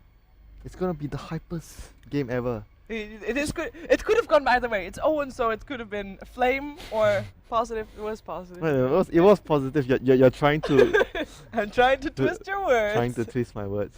So everything's getting pretty heated here. We're getting down to the back end of this group stages, so every match counts. We already witnessed in game number 1 for here on the mainstream. It's Vici Gaming versus Mineski. Mineski dropped the first game, so we already know that their road here for Nanyang is over. But is there any more updates for tiebreakers? There is. Sheever? So we got 2 groups. We already knew yesterday that Group A was the group of ties, and Group B was the group where people actually were able to 2-0 others. There's just a lot larger of a chance for tiebreakers in Group A than there is Group B. Now there are some scenarios where there might be a tiebreaker in Group B, but at the moment it doesn't look likely. So let's just put that group aside for a moment. Group A, however, this is the one that we're following the whole day, and this is the one that is tiebreaker-wise and score-wise the most exciting. So you got yourself Vici Gaming, who could potentially tie with Virtus.pro. They 1-1 Virtus.pro. If they 2-0 Mineski in this series, so if they win the next game, then they will be tied with Virtus.pro, although Virtus.pro still has a series later today as well. But this is all, this can be turning into a 3-way tiebreaker, potentially, perhaps even a 4-way. I hope you guys like Dota. Yes, that is basically the message here. But it's all very exciting. However, if Mineski, even though they're out, somehow try something extremely clowny, Vici Gaming not prepared for it, lose their game, the chance of tiebreakers greatly decreases. I hope we get to see that. And Mineski, they already know they may be out. Winter, should we expect them to have some fun here, or do you think they're still going to try hard and that they hate Vici Gaming and don't want them to get this win? You never give up. I think you treat every game Never give up. like your last game. Never give up. surrender. And actually, speaking of which, looks like the draft has actually started. So at the next convenience, we can hopefully hop into it. And oh my God, they are Well onto it. played today. Man, they So are on on it right point. now. All right, so as you can see, Mineski are going to lead in with the classic Vici Gaming Undying Band. They followed up with that pesky Alchemist. Side of Vici Gaming, got to get rid of the Doom, and now we get to NS. simply look through the casual couple. NS, Tusk. Either one of those. I guess probably NS is something that. Oh, they actually chose the Tusk, so I guess Mineski will get the NS if they want to. Team pick. Do you think they would It's first one of pick an their. NS? First pick an NS? Maybe. They haven't really got the hero too much though. I know during the major qualifiers they have been always first phasing the NS every time they have it. I hope they get to creep in their Huskar. I love watching the manly Huskar. Yeah, we saw them win with Huskar yesterday as well. So. What, Winter? He's like, I say that and he does this like, oh, face. His- Why? That game was a lot of fun yesterday. Huskar's fun to watch. Yeah. What do you have against What's Huskar? wrong? What's wrong with you? I know he's fun to watch Well when then. he's killing heroes in the fountain. Yeah. Mm-hmm. You just worried that he would fall off and not be able to be successful at all? No, it's like I feel like he's a very situational hero. It's not like he's, you can pick him up that early. He's a 4th pick material or 5th pick material like a brute. Even if you want to go for it, you plan to go for it, you don't pick it in this stage of the game. So Mineski goes for their Darkseer opening instead of the Night Stalker. Ooh. Classic. They can still go back for Night Stalker, I think, if they want to. If they want to. But Vici Gaming might want to grab up something like the Spirit Breaker here. Otherwise, Mineski could grab it for Ember. themselves. Maybe they go for Ember early because We see Ember every game. Wyvern Ember. So But we see it every game, so Dakota wants something fresh. I want something fresh I and think fun. if you're Mineski right now, the commentators already mentioned it. It's good that they have this tournament, even though they're not making it to the playoffs, because of course they qualified for the Frankfurt Major. Now you know that this is going to be one of the last few times that you're going to be able to face Vici Gaming. Practice. This is practice. This is practice. So are you taking it super seriously? Go for your comfort zone stranded picks. You actually take it like it's still, the last game of a series that might win you something, even though obviously that's not the case. Or do you try something that they normally didn't do before but might want to see if it works? Is that what would you do? What would you do? What would Winter do? I would- Winter's I fire. He'll would- take advantage of this. I would opportunity to just take practice. advantage to practice. Yeah, That's you're just such me. a nerd. What? No, I'm a nerd. I don't blame you. I How guess often we do are, we get to we're have all international nerds. competition? We're all nerds. We play board games. We play Dota. out my mother's basement. Play Dota. Okay. I'm not sure if he sounds like that. Just saying. Maybe a bit too stereotypical of a nerd, but it does look like so far they are playing it pretty straightforward. If they here. didn't first face the Night Stalker, yes, I would say that they are ready to try something else. But because they first faced the Night Stalker, they're still trying hard. No, And they do get that Spirit Breaker. So, The For sportsmanship, I guess, as well. Huskar, no longer. Dire Yeah, team not going to be banned. happening. Huskar's going to get banned out here. Mineski also be reading of the Bounty Hunter. Yep, because they ban AA, so it's kind of a telltale sign that you want Huskar when you ban AA. I feel like if you actually plan to pick like Huskar nowadays, it's like you have to trick the opponent into thinking that you're not going 10 Huskar. You can't be seconds obvious with your ban when you ban something like AA. It's a big sign that you 5 want seconds something remaining. unusual. Well, there's no Doom, there's no Alchemist. What else could you Not be? Huskar anymore. Reserve time. Who else relies on hefty regen? Unless they're just going for Chen. seriously max sustain. Yeah, Chen. Chen, Dazzle. We saw previous game that Winter Wyvern had a big impact. Yeah, Wyvern. So Yeah, I, obviously like, Wyvern, Darkseer, Night Stalker on the same team. Why not? it could work. Dakota would be saying, "Oh, boring. Same heroes You again." can easily then get a Winter's Curse off from the shadow if you have or from fog if you have an Aghanims or your Night Stalker. It's really scary to have that lockdown there already. So Yeah, but then Dakota would say it's boring because we're seeing the Of course same they'll say combo it's again with boring. Darkseer. I don't think you can say Night Stalker is 10 boring. seconds remaining. No, He Night makes- Stalkers. He He, beats he'll ass, I like pass. that. He'll pass. You get a pass. 5 Maybe You we'll get a keep pass the- for Night Stalker? Exactly. Night Stalker gets a pass. Maybe they'll keep this nice bluish purple thing Reserve going. time. Mm-hmm. That stuff excites me. But in all seriousness, we're back to Vici Gaming now for their third grab up here. After already committing to the Queen of Pain and their Spirit Breaker. We'll see if they fall back for maybe their secondary support grab here. We'll see if they'll continue to be funky fresh with something like that Bat Rider. But no, it's going to be the Dazzle grab. Dire team pick. Dazzle! Dazzle. Maybe You got to work on that one. Sorry, I'm not as good as you. I'll help you, dude. normally during a tournament like this, you see the meta evolve Mhm. in terms of you're talking funky fresh picks. Yes. I mean that's where you get the evolving factor from, right? You find new things to counter old things, or tried and tested things, if you will. I guess the later matches of today, that's going to be the time to try 10 them out. seconds remaining. I think tomorrow we start a double elimination bracket. Now 5 that will be the seconds time where we're going to remaining. see We're gonna see a lot more of. experiments. Maybe I mean, No, was we there are any- gonna No? we're gonna see a lot of spiders tomorrow. spiders. You think so? Well, we don't see a lot of spiders today. This is a good I spot. saw an amazingly large cockroach yesterday, and he was on the escalator, and he was trying to run up while the thing was going down. He was really sad. He was running for his life. In that Talking nice about- hotel, there was a cockroach? No, this building, Oh. and he Shh, was don't say that. he was like this big, but he was on the escalator. It was and Nick's assassin. and he was on the bottom of the escalator, and he was like escalator was going down. And he was trying to run up. He was Oh. running for his life, Oof. and he was running for a 10 while. Sorry, you seconds mentioned remaining. spiders. We haven't seen that many spiders today. Continue. Maybe it's an omen that we'll see 5 Nick's seconds assassin come remaining. soon.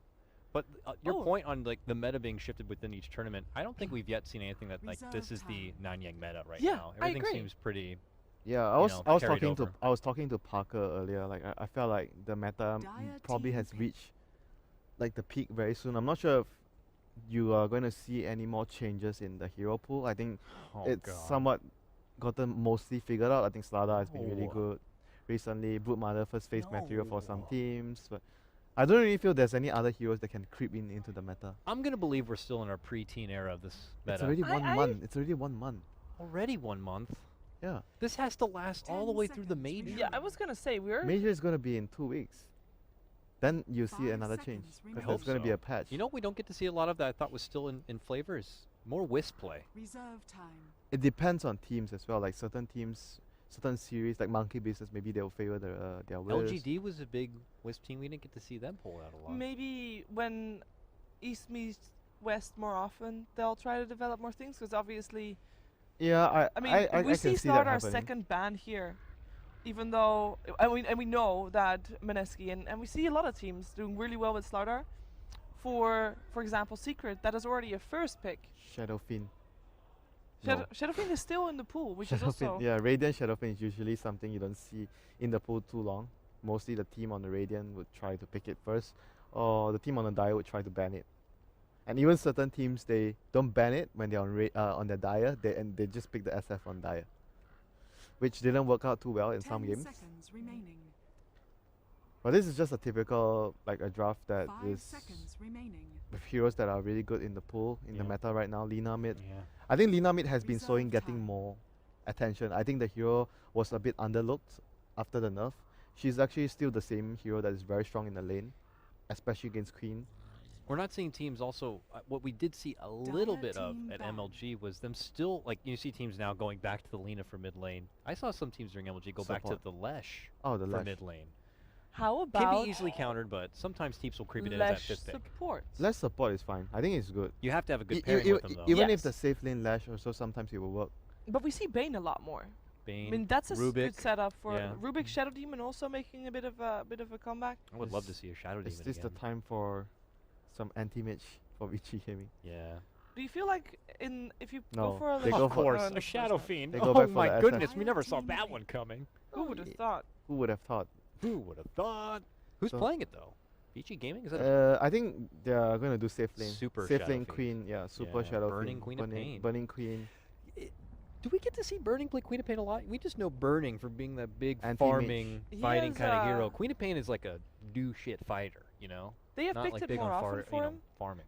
I feel like they're being kind of forced into this 10 pattern seconds because remaining. obviously the current meta likes fighting. Burning not seconds typically your fighting remaining. carry. He likes to be Burning anti-mage. doesn't like fighting when he hasn't had He's a 6 lover. slots. Exa- Yeah, exactly. He's a lover. not a So fighter. putting him on a Queen of Pain type of hero kind of But forces him to fight. He's I been think it's changing good. his playstyle Yeah, he is recently. because he needs to. Yeah, you gotta adapt. you gotta. actually do. You gotta adapt or you Uh, die. Exactly. Like Alliance I after mean, TI3. They have Vici Gaming has a 6th player on their roster, ZYF. I mean, he's ready to take over for Burning if Burning is not aggressive enough. I really like ZYF as He's a their carry, coach, so. right? Or whatever? No, No, is 6th player. He's a sub. Sub Oh, he's player. a sub? Yeah, Is he the guy who's here with them? I'm not sure. I didn't see him. One of them has like a really weird No, I haircut. didn't see It's him. like the balding haircut almost. You're thinking that's ZYF instantly? I don't know. I just assumed he was That like guy is the he's like coach. sixth That's- man. It that is the is coach. Okay, that's three- what I figured. He That normally is wears a hat, though. 357. He Yeah, normally wears that's a hat the a coach. lot. That's the Okay. coach. That's I figured that was the coach. So Mineski going for their carry. Who is? Well, Who is maybe the a carry? Slardar? No, he's been banned. Oh, what carries are left that we always get to see? Let's see. Anti-mage. Please don't say anti-mage. Why you don't like anti-mage? Well, I just don't think it will fit with the tempo of this game. I feel like Vici Yeah, but, Gaming will just kind of dictate the pace if they try to go AM. It's going to be a Spectre? Spectre. Still kind of fits the same profile, but I like Spectre.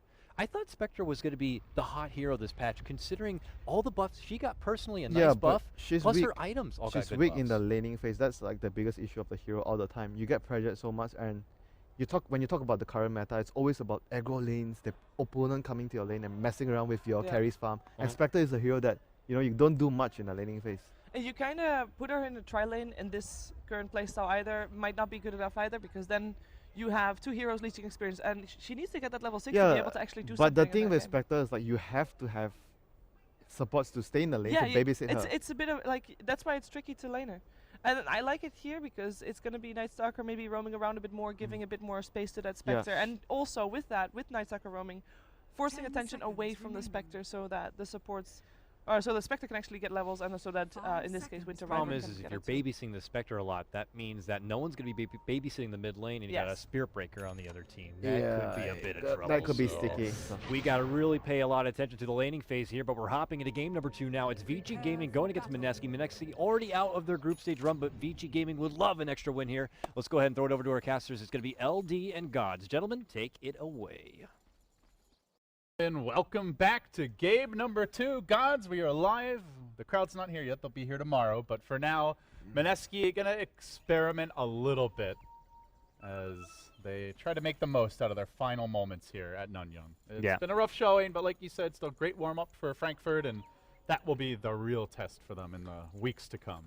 And no point like throwing away this game doing clowny picks, because this game matters for Vici Gaming. So Mineski, their best thing they can do is just use this as some real practice going towards Frankfurt, since Vici Gaming will be one of the invited teams they'll be competing with there, and one of the kind of top tier 1 teams as well, even though they haven't had the best showing here in Singapore. 30 seconds to battle. All right. Well, what do you make of the Spectre pick, Gods? They do have the Darkseer. This is considered one of the Spectre's preferred partners a lot of the time. The Iron Shell allows them to fight quite well early on.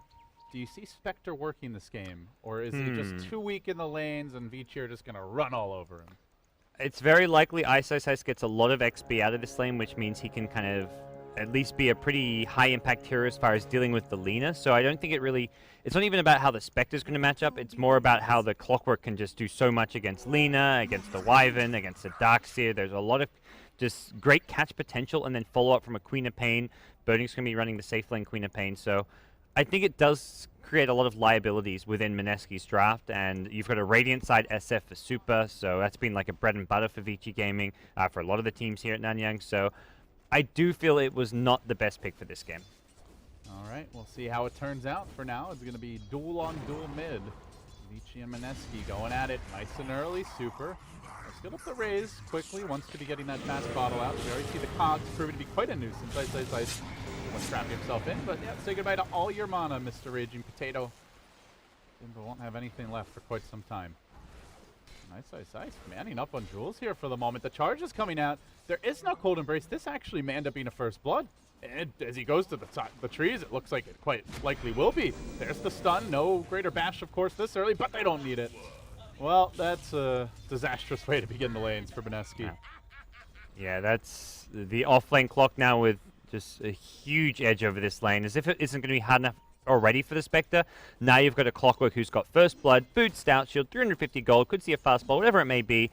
And Spectre's also going to struggle in this lane. I think partially the item build. We're seeing most Spectres nowadays get mangoes, and not having a mango, you really struggle a bit. Getting double Tango and Salve, lots of HP regen, but you can get similar amounts of HP regen with like a single mango with a Tango Salve build. And then also, he will go for the Bassi, so there'll be some mana regen, but he's never going to have mana to use Dagger in lane. It's slow regen, and the cogs are always going to be coming. You can the keep cooldown's him. just not that long. 15 seconds, 50-second mana cost. Like, you almost have to sit back just to clarity up, or, I guess wait for the Bassi regen to kick in. In some ways, it just gives Clockwork more damage on you, because you're never going to get up to the 130 Spectral Dagger mana. Charge coming on mid. Fenrir hot and heavy. He will get onto Cuckoo. Does he try for that follow-up bash? No, he tries for the creep deny. What a jerk. SF wasn't having any of it. Was just looking to secure a rune. Yeah, have fun with that, buddy. I just want my delicious regen. So, in good news, I guess, for Mineski, Ryo having an okay time bottom. Is he He's going to matched die against here? level This is a 2. hasted dazzle. No, okay. Burning decides to not This is go the forward. Karate chop. Actually, he may die. There's a heal.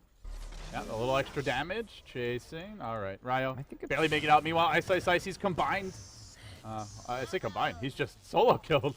Night Stalker with 3 heroes top, and Okay. yeah, this laning stage is a mess, Gods. This compared to last game where Ice was a Darkseer up against a strong dual lane with absolutely no help, a Batrider stealing his jungle. This time around, Ice getting a lot more space, and he is using it. Yeah, he's going to have a massive game already. You can kind of just tell when you're 2-0 at level 4, pre 3 minutes in the solo lane versus tri lane, you're in for a good showing. Chasing out super mid. Cuckoo goes for the stun. Not going to connect, though. And now the charge going the other way. Raze is there, coming in hot. And yep, that's Cuckoo down. Just for good measure, an extra bash. So really rub some salt in the wound. And then, to even things out, of course, Burning having a pretty easy time in the safe lane. So effectively now, Vici Gaming winning all 3 lanes versus a Spectre draft, which, as you mentioned, takes quite a while to come online generally. The lanes have already fallen apart for Mineski. They've lost all 3 lanes. Darkseer says, screw it, I'm going to the jungle. They're going to give Nightstalker some XP in the off lane, but he's likely just going to be food up, down the bottom lane. Ice. He is going to escape heroes. We'll quickly check out what happened in the mid lane. Big old charge, and then bam, 17% in your face. But back to the game where Fenrir, he was charging in again, looking for the openings. Things are heating up here with the production gods. Oh, we got instant replay. I was about to say, you're talking about like mid. I was looking over at me. I was like, wait, what's going on? We got the technology, buddy. Woo! We didn't even miss a kill. That's always the pitfall of instant replay. You said charge me. I'm like, I'm pretty sure that's top LD. Like, I know it's been a long day, but you're ahead of it. I'm the one behind. You had a little snooze in between games, you know. Oh, that was a great 10-minute power nap. Yeah. That was absolutely. I feel incredible now. All right. Well, I feel like $1 million. I'm glad somebody does. So right now, this is still Spectre getting decent farm, 21 CS. So you wouldn't expect Spectre to have complete and utter free farm and to dominate the lane. You'd normally see like Clockwork level 4 with about 10 to 12 CS right now. So Clockwork's done slightly better. Spectre hasn't actually done worse in this lane than you'd normally do. It's just been a matter of Clockwork, who's going to have an incredibly fast level 6. Will have a ridiculously good timing on Blade Mail. Already picks up the Robe of the Magi and the upgraded Magic Wand. And it is nighttime, but I don't think Jesse Vash is all that scary right now, as he is a level 2 Night Stalker. He runs in on Super. Super's got the level 3 raises. He may try for it, but the Space Cow's in position. Yeah, there's a Could charge. easily turn against Mineski. They're forcing up like they want to commit to this, but I am... Not only that, gods, but Burning has a TP, and he's about to hit level 6. This feels like a terrible time to go for the dive. Yeah. Oh, absolutely agree, LD. And I think with Mineski, the kind of key thing is here is not to try and do too much during the night stage. Yeah, it's nighttime, you go Night Stalker, but very much you still need to stabilize, get your core levels on your heroes, and fight around your ultimates once they come online. The Lina, Laguna Blade, you could look to kind of smoke up with a Night Stalker or with a Winter Wyvern. Even ideally rotate like a Wyvern plus Night Stalker towards mid lane. A Darkseer with a Surge can help set the Lina up for success. They need to just kind of commit 3 to 4 heroes to get even a solo kill on a core hero like a Shadow Fiend or a Clockwork. Or alternatively, just play like a slow pace farm game. Spectre's farming up top. They've got Darkseer in the jungle. Vici gaming themselves, kind of playing the economy game, getting some good stacks in multiple big camps. So they're really fun. Yeah, if you want to play the economy game, oh dear, it's 3,000 gold deficit, 3,000 experience, and that's with yet another stack yet to be cleared by Super. They are going to converge on top by Ice. Maybe in some trouble here. Surrounded by the cogs. It's the level 3 battery assault, but he ticks down too quickly at the same time, though. They cold embrace Bimbo. That's going to set up for an easy kill from Burning as he hunts towards Jules, who seems to be perpetually without a TP when he needs it. Blinking forward. Burning is going to find him out. The heal comes through. He grabs the TP, and no mana for the screen, but the charge! Fenrir shuts him down just when you think maybe Mineski can catch a break. And Cuckoo The trying answer to... is no. The answer is always no, it seems. Cuckoo just a bit late to contest the stacks or to find the Shadow Fiend kill. Either of the two would have been a nice pickup, and they will scout out potentially this other big stack here, but this one, just a double stack. One of the kind of underrated things... Oh, hookshot mid. They've gone in with Clockwork. Making the move on to Cuckoo. He gets off the stun, the heal is there, but Battery Assault continues to harass him, and... Oh, that Poison Touch KS attempt from FY.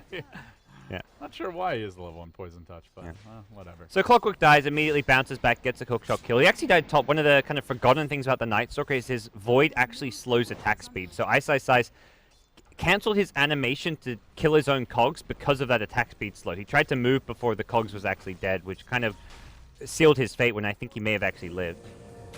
We can see an instant replay in the mid lane. Ice found him in the cogs and runs him down slowly but surely. But back to the game, because there is action breaking out elsewhere. Bimbo, he haunted just to try and escape. Now he's trapped in the trees a bit, running to the north. Looks like he should make it out for now, but look who's coming in. Choo-choo, all aboard. Just kidding. All aboard the All aboard anti-hype train. The AFK Dodge train, because he's a scaredy cat. Please report. So, very much a Vici Gaming favored early game. They've got the farm, they've got the leveled on all their 3 cores, and even supports both level 5 Spirit Break and Dazzle. Getting a level 6 on Fenrir with the Nether Strike does boost up his gank and kill potential a lot, but for Mineski, not big downside, but a slight downside is they do use the haunt defensively there. Got him. Ice, Oh, jumping man. in on Cuckoo. Relentless pursuit will bring him down once more. Fade As away. the Swagger Fiend looks to steal the stacks. Not only a kill, but some additional gold. Things heating up here.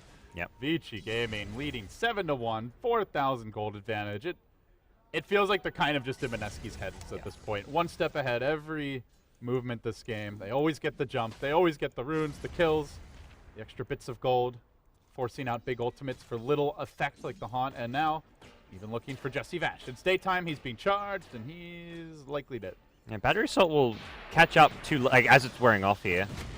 No Nether Strike, but Where's that oh, Vash? nice cogs. Cogs are there, trapped between the lantern and the cogs. Down, Jesse Vash will go again. This is not looking pretty. And with Burning having another Sonic Wave, it always feels like Vici Gaming don't even need that many heroes to find these kills. Just 2 heroes, 3 heroes, like 2 heroes kill the Lina. Then you have another 2 heroes go off and kill the Night Stalker. They bring in a third, but you've got now Queen of Pain like not even getting involved, and Vici Gaming is snowballing. And this means that when someone like the SF or the Clockwork wants to just go back and farm a bit, then Queen of Pain can take over, find a kill here or there, and very much Vici Gaming can just kind of tag team who's fighting, who's farming, and always kind of stay on top by finding kills, shutting down Mineski while securing their own farm and playing the economy game themselves. I have this image right now of Burning in like a WWF like wrestling suit, you know? I am the big god. Brings the chair into the ring, Oh, starts yeah. beating people over the head with it. Tag Team Well, Dota. I wonder what his little signature What move would would his be. like alter ego be? What type of personality do you envision for combat? I'm imagining one of those like crazy Hispanic people, like those little like they had like the I don't know, they just like they have all kinds of weird antics going on. Crazy Hispanic people. You know, I can't remember what they're called. I've watched a bit of WWE every now and then. The tag team stuff is absolutely hilarious, and they had these. I can't remember what the duo's name was, but they were absolutely. Oh, so there's Like- a specific. Oh duo yeah, you're there's talking- specific duo I'm talking about, which was like. all those No, Hispanic no, people. no. I'm not making a weird I know you didn't generalization mean it, here. but that's just how it sounded to me. No, I don't no. actually watch WWE. Oh man, you're missing out on some I've been quality watching since entertainment. The Hulk Hogan days. Yep. Luchadors. Oh no, another. Luchadores. Oh, luchadores. Okay. That's what someone's saying. Yep, that so sounds chat like is them. here to bail you out, guys. Yeah, that's that was going They downhill. They're with you, buddy. Please, guys. Yeah, okay. Those guys. I imagine Rey Burning. Mysterio, Mexican jumping beat. I think that last one's not actually. You never know, man. That sounds like They're running out of wrestler names, so they got to really stretch things here. All right, they're moving on towards top. Jules hiding. Dire's middle tower is under attack. Eddie Guerrero says Demon. Okay. I've heard of him.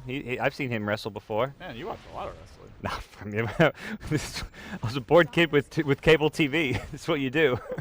Dire's structures. I played video games. That's what I did. Oh, see, my parents banned me from having video game stuff, but I got the TV channels, so I let loose elsewhere. Right now, Vici Gaming, going back to the game for a little bit, they're once again on the hunt, forcing a Spectre to go into all kinds of defensive items. A Vit booster, a casual Band of Elven skin. We'll see. I don't even think we'll see a Radiance this game, it looks like. They're going for this. Hook's about to cool down. 1 second. Blade Mail. Oh. Oh, Fenrir, come on. I think Ice wanted to go, and Fenrir was. I want to play this safe. I don't want to die. I could be farming my Midas. Another charge. It just keeps on throwing these, and Don't you dare cancel this one, Fenrir. Yeah, that's right. Give him the old lantern. Slapping it back into the raises. Fenrir will secure the kill for Super. Meanwhile, elsewhere, big fight breaking on Ice. He found the Cogs initiation. They will curse FY, and Ice, please. works forward to Greenham, just butchers his buddy, but the Requiem comes from the trees. Mineski didn't see that coming, and now they're in danger. Bimbo trying to haunt away. Where did he end up going? He's he bouncing shot the around. bottom, I think, and then back to the fight.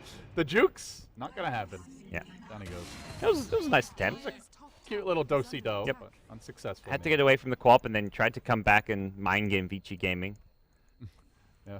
But I with always love when you're that when the Spectre haunts away and like you're the one who's waiting for him and just Oh, get that yeah. free delicious kill on him. There's suddenly like a 10 HP, like you're just a safe lane farming like carry, like I'm not gonna help my team, I'm a PL or something, and suddenly there's a 10 HP Spectre in your lane, like oh, I'll take this kill, sure, why not? Very kind of you, Yeah. Spectre. I don't even have to leave my lane. Oh, the kill's looking to continue here. Jesse Vash, where you going, buddy? Where are you going? He runs around in circles, and eventually Ice will finish him off. Well, the heat-seeking missile that is Fenrir was about to get in range, and they have a ward god. They may go for more here soon. Hookshot up in 1 second. Rocket's there. Cuckoo. Hello, buddy. No force staff, just no escape. Can't even throw out the Laguna because the blade mail's already active. Ice single-handedly winning this team this game and feels together with Fenrir's vicious cow. It's a massacre, basically, top. And I mean, you said it, Gods. When the draft ended, this was going to be a really good Clockwork game, and indeed, that has been the case. Yeah. This is much better than it should have been because of the misplays from Mineski in the trial lane, but it was always going to be one of the heroes which hasn't been picked as much as I would like to see. It's great against Lina, and with how popular Lina was in 6.84 and still in 6.85, I think Clockwork very, very viable. Jules down into the river where he won't snag a regen rune. Actually not canceled. Fenrir going to have a little mercy. Allow him to use it. Super is just massive right now in Shadow Fiend. Big bad super. More than double the Lina's farm. 3.4k to the 8,000 net worth on Shadow Fiend. They will smoke. Nothing really happening for the past minute or so, but that's not the tempo Vici Gaming wants. They want to keep on fighting. Yeah, Super normally a safe player, but I think SMY is going to be a better item pickup than a BKB. Towards bottom, but they found the potato. He's got a haunt ready. Where is he going? Hops towards top, and guess who's waiting there? Shadow Fiend onto him, and I believe just hopped right back towards bottom lane. Indeed he did. They're trying to turn this fight. Bimbo trying to put on the jukes, but you can't juke Burning. Massive AoE flies out. Fenrir will end up going down as the trade. They may also lose Burning for this, but still they get the Spectre. It's not the end of the world still. Could be 3 big heroes going down into the trees. Burning will leap. They know he's here. And where you going, buddy? You're going back to the well.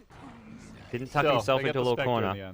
Yeah, the Bimbo's being really cute with the ultimate and that constant ability to reality, but it's just not saving his life. No.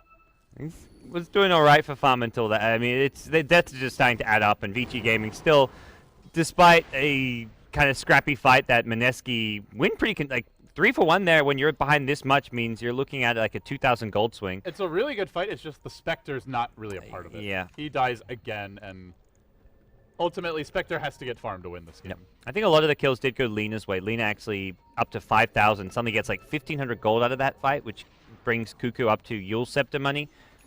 And this is where SF having a BKB could shut this down. Yeah, SF's already got BKB coming out.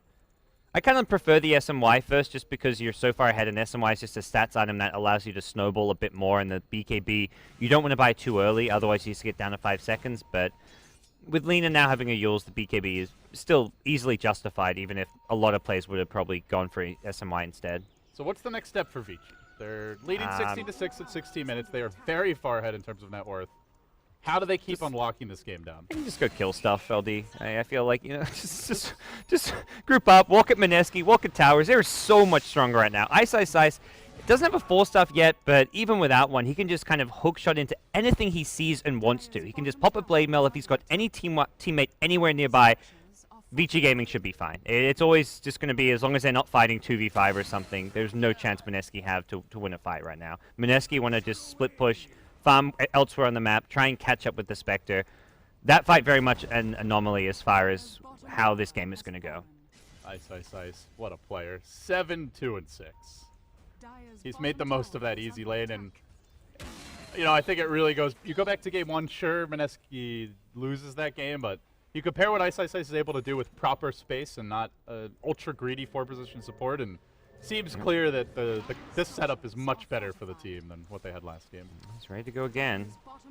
Maybe looking for the Spectre. There's the hook shot. It hits the creep wave. This might be enough to save Bimbo. He silenced and manages to get away courtesy of the surge. Can they find anyone else? That means Ryo in trouble. They're going to haunt. Raging Potato in, gets the first kill. Is he going to jump forward? No, Ice. Now the Cog's coming out, trying to hold it. The Night Stalker position raises are piling up as they look to finish off Jesse Batch. And while that was happening, they did bring Bimbo down to the bottom lane. Reality did one more time and managed to get a kill, so he manages to survive. He's up to 2,000 gold. He's starting to catch up, slowly but surely. Now the most farmed hero on the Dire side. So Mineski just baiting really well there in the top lane. They had the Surge ready to protect the Spectre, the hookshot not landing as well. If that lands, it would have been close. The mech kill was also available, which is an important item timing for Rio, so having a mech and the Surge to protect Spectre just being enough there.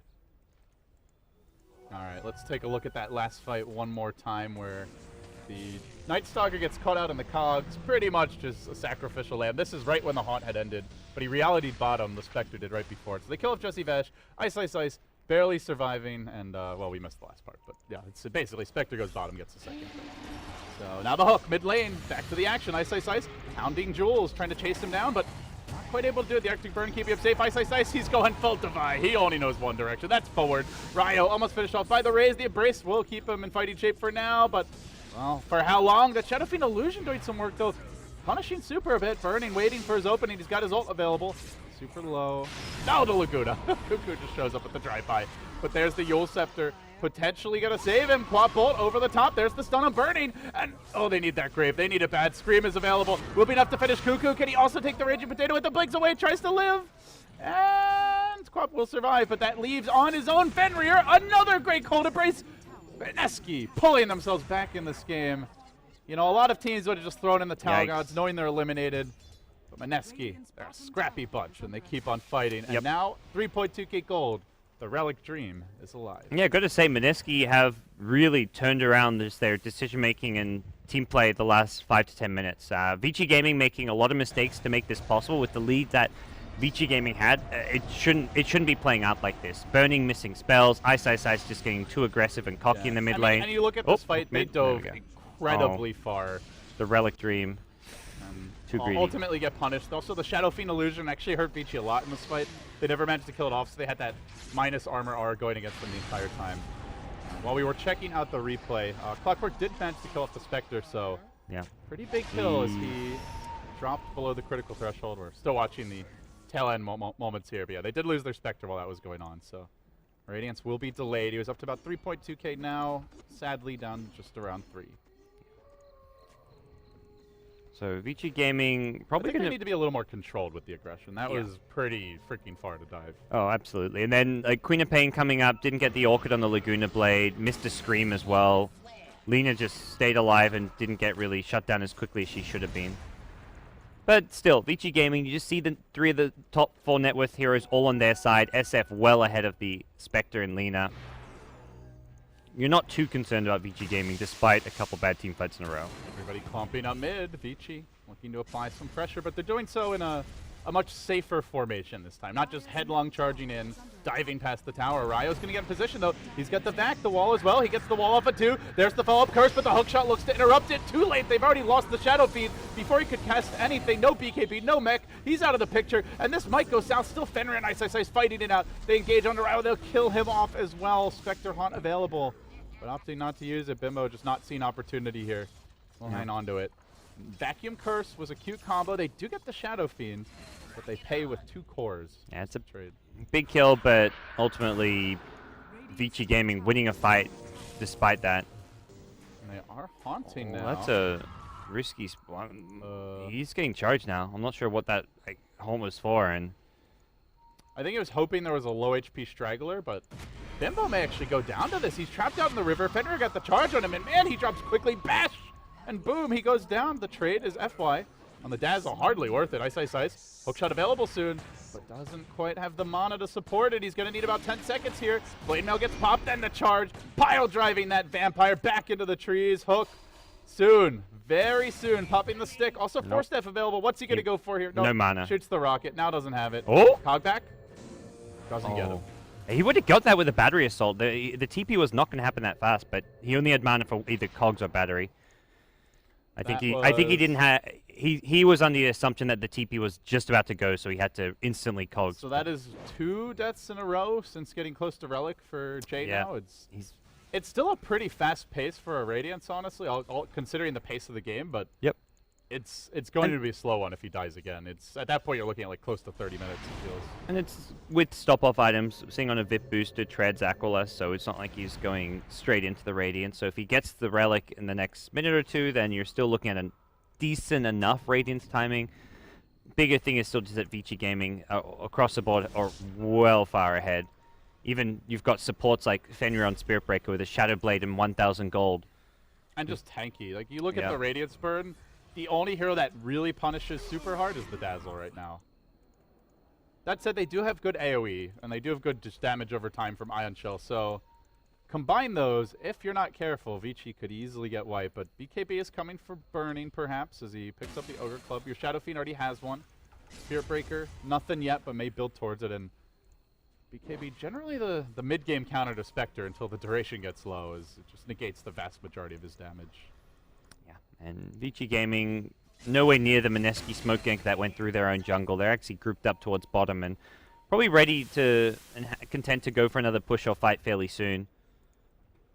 Super leading the way, and he did die that last fight to the Vacuum Winter's Curse, which is a key play to make if you're Mineski and want to stand a chance at team fighting. But with the full start from Ice, you can kind of look to counter it if he doesn't get caught in the vacuum.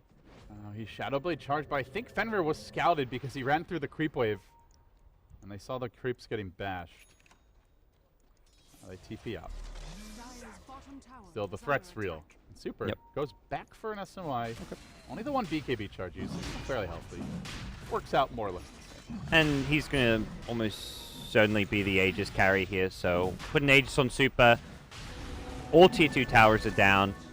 They haven't got the best lineup to go high ground right now, like SF decent, but he's only got the 2 items, the BKB, SMY. Normally you'd maybe see one more item like a Butterfly before you go for this high ground push, or a like Skadi. Solar Crest as well. Yeah.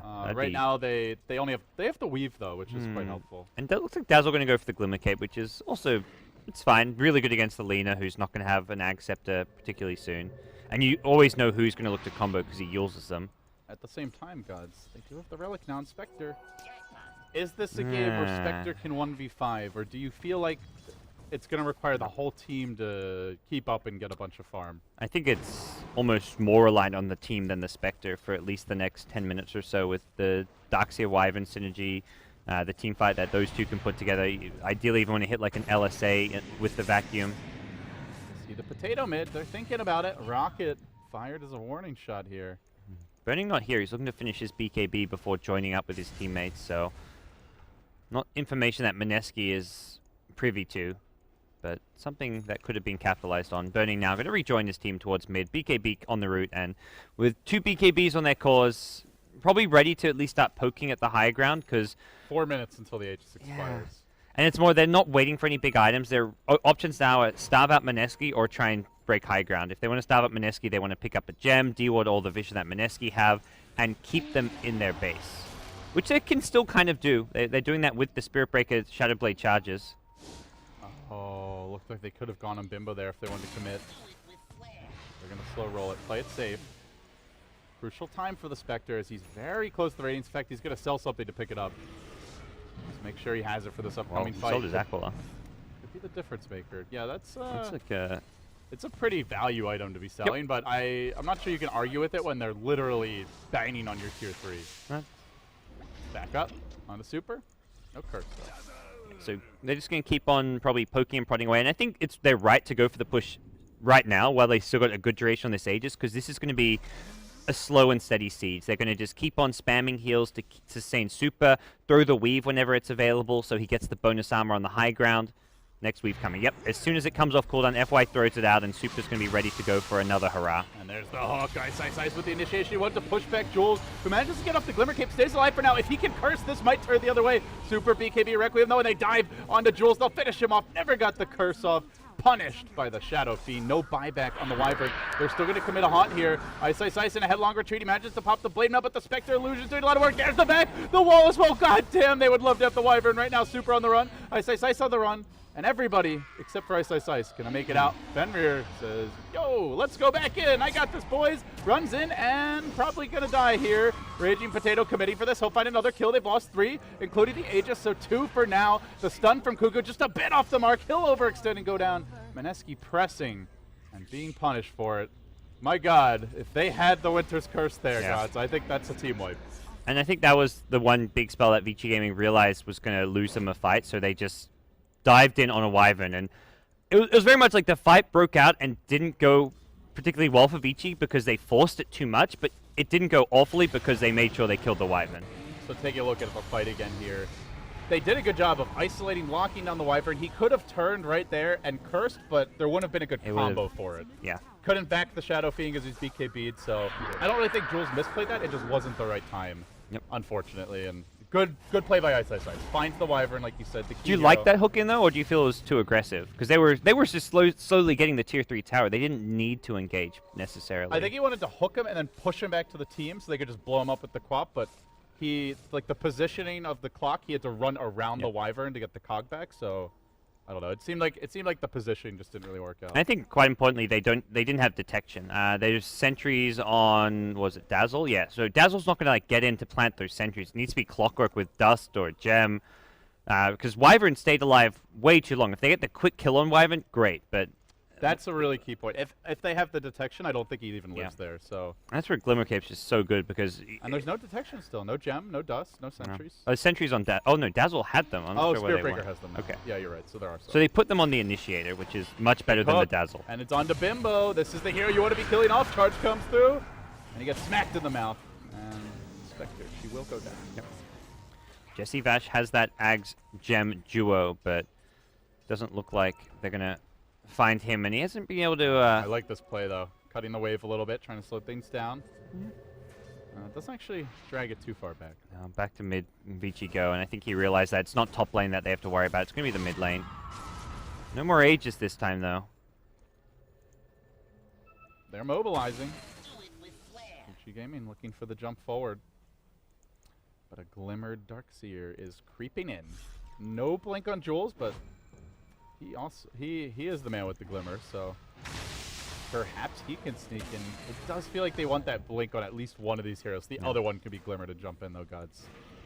Well, the armor's starting to add up now. There's the long-range hooks, comes through Jules, and then on to Cuckoo. Ice, turns around, realizes he's got an opportunity here, but two heroes get back out of the cogs on the wrong side of them. There's the curse, but it doesn't lock down the Shadow Fiend or Burning. The two big damage dealers for Vici Gaming not affected by this curse, so little damage is done. The combo's blown. They have to get more. Nightstalker down for a very long time. Spectre no haunt for 50 seconds. They will clean up Fenrir. Nice poke forward by Raging Potato. Now looking for Super with no mech, with no BKB, and an Ion Shell Spectre on his tail. This could hurt. He's got to have a little more backup, though. Ice. Trying to find the hook, or rather the cogs, to mess up Mineski. Gets back over the cogs again. Cuckoo just off the mark with the stun. They grave Ice. He tries for the TP out. Any way to stop it? The Yule Scepter comes into play. They may lose Mr. Darryl as well. Glimmer Cape still running. He'll make it out. And when the dust settles, Spectre does not die. They hold the tier 3, and they hold their base. Yeah, Spectre continuing to just build up items. Has the Yasha now, so often see just this Manta-style follow-up to the Radiance as a farming item, as well as a pretty decent fighting item. We've got the slight HP boost coming from the VIP booster already, which you don't really want to go for the heart immediately. Not to mention you are up against the Orchid, so Manta seems like a solid choice. Looks like Mineski did lose their gem in that fight. Burning holding on to Jules' gem right now, which is a bit of a problem for Mineski, who, that's like an 1800 gold swing right there, and an item that Vici Gaming can make a lot of use out of. How are you feeling about the overall complexion of the game for Vici, gods? Are they getting enough done here at 31 minutes, or is this one of those legendary Spectre comeback games? It's not right now, and it's still got a long way to get there. It's still very cozy for Vici. They've got an SF 7,000 net worth ahead of the Spectre, and hey, they might not have a gem, but they've got the dust into position. Bimbo, quick reactions there. I think it was at the fountain, just bought a dust and haunted right away. Very nicely done by the carry player, though. It's only a Spirit Breaker. Yeah. Still, a kill gonna be exactly what the doctor ordered here for Mineski. It's like 1,000 gold for the kill, but while that's happening, Vici are getting farmed, so it doesn't necessarily seem like that's a kill that's going to turn the game around. It's going to have to come from like that big team fight where Mineski get a huge trade. Not necessarily a team wipe, but they've got to get 2 or 3 big kills for the Spectre, hit the big vacuum Winter's Curse. Lena needs to come up big as well, so the comeback potential's there, but very much SF with the right items can fight Spectre fine in the mid to late game.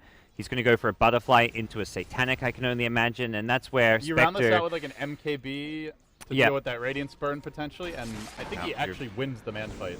Unless Spectre goes like full man mode build. Could be Pistol Blade or something along those lines, but Ryo now on the run and not getting out. Good hunt by Vici Gaming. All of it set up by a nice aggressive ward. They paint out the hill, but it may be too late with Darkseer dead for 50 seconds, gods. The creeps are marching. They're going to get here. Well, Darkseer's dead. They will scout out Roche. Not up yet. As they fire a rocket down to deep push the bottom lane at the same time. efficiency here from Ice Ice Ice. Breach is in store, though there is a glyph. There's a way to slow this down. Ice Ice Ice, very importantly, he's got the Ags. He can go in anytime he wants, and it's on to Cuckoo. He got a stun off of Bibo. He pushes him back with the cogs. Excellent hook. They get the curse off, but it's only a birdie. He really doesn't care about it. Raging Potato beaten down, smashed back towards his own tier 3 tower. He'll fall with Bernie having a DD road. It's Jesse Vash next. It's a wipe. Vici. This is more what we expected from this team. They have not brought their A game consistently, gods, but they do so when it counts. They take the 2-0, and with that, they're guaranteed to make it out of the groups here, and I believe they have a shot at top 2 in the group, correct? Possibly. I'm not. There's been a ton of draws in this group, so I'm not sure exactly of where things stand right now. It's going to be tight, and I think for Vici, if they want to finish higher in the group, they need other teams to get a lot more draws as well. But Mineski, unfortunately, guaranteed to be knocked out. Vici Gaming, guaranteed to at least start in the lower bracket and potentially higher, as you just mentioned. That final fight. It all began with the Ice Ice Ice hookshot. Went through the Spectre, stunned the hero behind him, then pushed the Spectre back into the team. It was just an incredible initiation that made things nice and easy as Mineski are just busily getting farmed in the shadow of their own base. Another hook from Ice Ice Ice, just swagging Orayo at this point. Why the hell not? Bernie's got the ult. He's not going to bother. They want the objective. Vici game. They just want to close this game out. And Mineski, hey, if they're not going to GG, Vici will play it safe. They baited out the haunt. Nothing has come of it so far. They will manage to grab just the Clockwork, who can buy back and rejoin. Any moment now, Vici. Looks like they should be able to get that third lane of Rex. And now there's a BKB charge. Only a Winter's Curse to interrupt. Yeah, Mineski will mount one last defense here. They know they've got Spectre, one of the better kind of comeback carries to have. But I'm not sure it's going to be enough this game. Well, Wild Bulbasaur just snuck up behind us. Actually living up to the Pokemon meme. Creeping around, popping out of the bushes. Did you guys win game 2 as well as game 1, Bulba? So DC 2-0ing Fnatic. Damn. Putting themselves Does Fnatic get advanced. knocked out? I think Fnatic are knocked out now of Group B. I'm not sure of the... Fnatic, both SEA hopes got Oh man, that's... knocked out on home turf. Whew. That That's rough. hurts. Well, the Singaporean fans are gonna crowd have to will find have someone to- else to cheer for now because their hometown favorites are, Yep. are slipping by the wayside. Cheer on DC. There's some nice guys I hear. Bulba's kind of a rude jerk. Yeah, he can be. Oh, Except for that Fenrir, Bulba no guy. rush bash. He didn't hear us. No, I know. He's in his own little world right now. He's all glowing, you know, shining, happy. The fact he came over behind us, I was like, I'm pretty sure they won 2-0 Yeah, when Bulba's like that's that. something you'd see from a Yeah. player that just got knocked out of the tournament. Yeah. Someone's a I good knew they'd player. won game 1, and I was like, okay, this is the happy we just 2-0'd Fnatic look on Bulba's face. Right now, though, Mineski looking to get 2-0'd themselves. Maybe we'll have a happy Ice Ice Ice coming out. You know, got a stat for you, LD. Vici Gaming, 100% win rate when Ice Ice Ice is playing under his real nickname. Why is he standing, Ice Ice Ice? Oh, that... Add him to the that's another friggin' one. roster. Yeah, I'm not sure about that. I know I don't know if it's still the case, but in the past, if you could search for players to watch their pub games through their team profile, so players would leave the team profile so they couldn't get their pub games scouted. I'm burning, but what a grave. That's hurt things around. Keep him alive. In fighting shape. The curse comes through as well. Burning, that's only an Aegis down. Oh dear, this is going to get ugly. Amazing cogs by Ice Ice Ice. Traps one, pushes back two, while the Requiem does all the work in the world, and Spectre busy chasing. FY's going to get a grave. He's going to pipe up as well. He can just TP out of this, and I think he should make it home in the nick of time. Yes, he does. He jettisons, escapes to the well. Oh, super. Marches forward. The Spectre's going to make the long walk. He's got no This is TP. the walk of shame. Passing through his own Darkseer's wall. Jesse Vash just trying to hunt Ice Ice Ice. They're going towards the throne, potentially. No, they're laner Axe. Vici, very business-minded here. They just want to close this game out. Yeah. And Mineski, no real way back against Mega Creep. Spectre just doesn't have the items to farm. It's their last match. They'll have every bit of fun they can, though. I'm not sure how much fun it is getting beaten up repeatedly, but they'll try. Ice Ice Ice. TP out. Spectre says no. Now diving towards the well. Vici giving even a courier. Collateral damage as they will muscle down Raging Potato, and with that, final death. GG is the call. Truly a sad day for the Southeast Asian Dota teams, but the happy thing, gods, is they will have a second shot at Frankfurt with both of these teams reprising their roles. Yeah, they'll get to come back. It's not going to be... I mean, Mineski, you haven't played at like a big international LAN for a long, long time. qualify for Nanyang. Yes, they get knocked out first, but they also have Frankfurt to look forward to. I think the team will be a bit disappointed, but give them a day or two, they'll be probably thinking, okay, let's move on, let's focus, let's look at our big mistakes, let's look at our core issues as a team, and then get in the best shape possible for Germany. So with this win, we know who's getting knocked out of both groups, and we'll talk more about the complexion of the games now as we hand it off to the panel. Cuddle Guy, what's cooking up as we move towards the playoffs?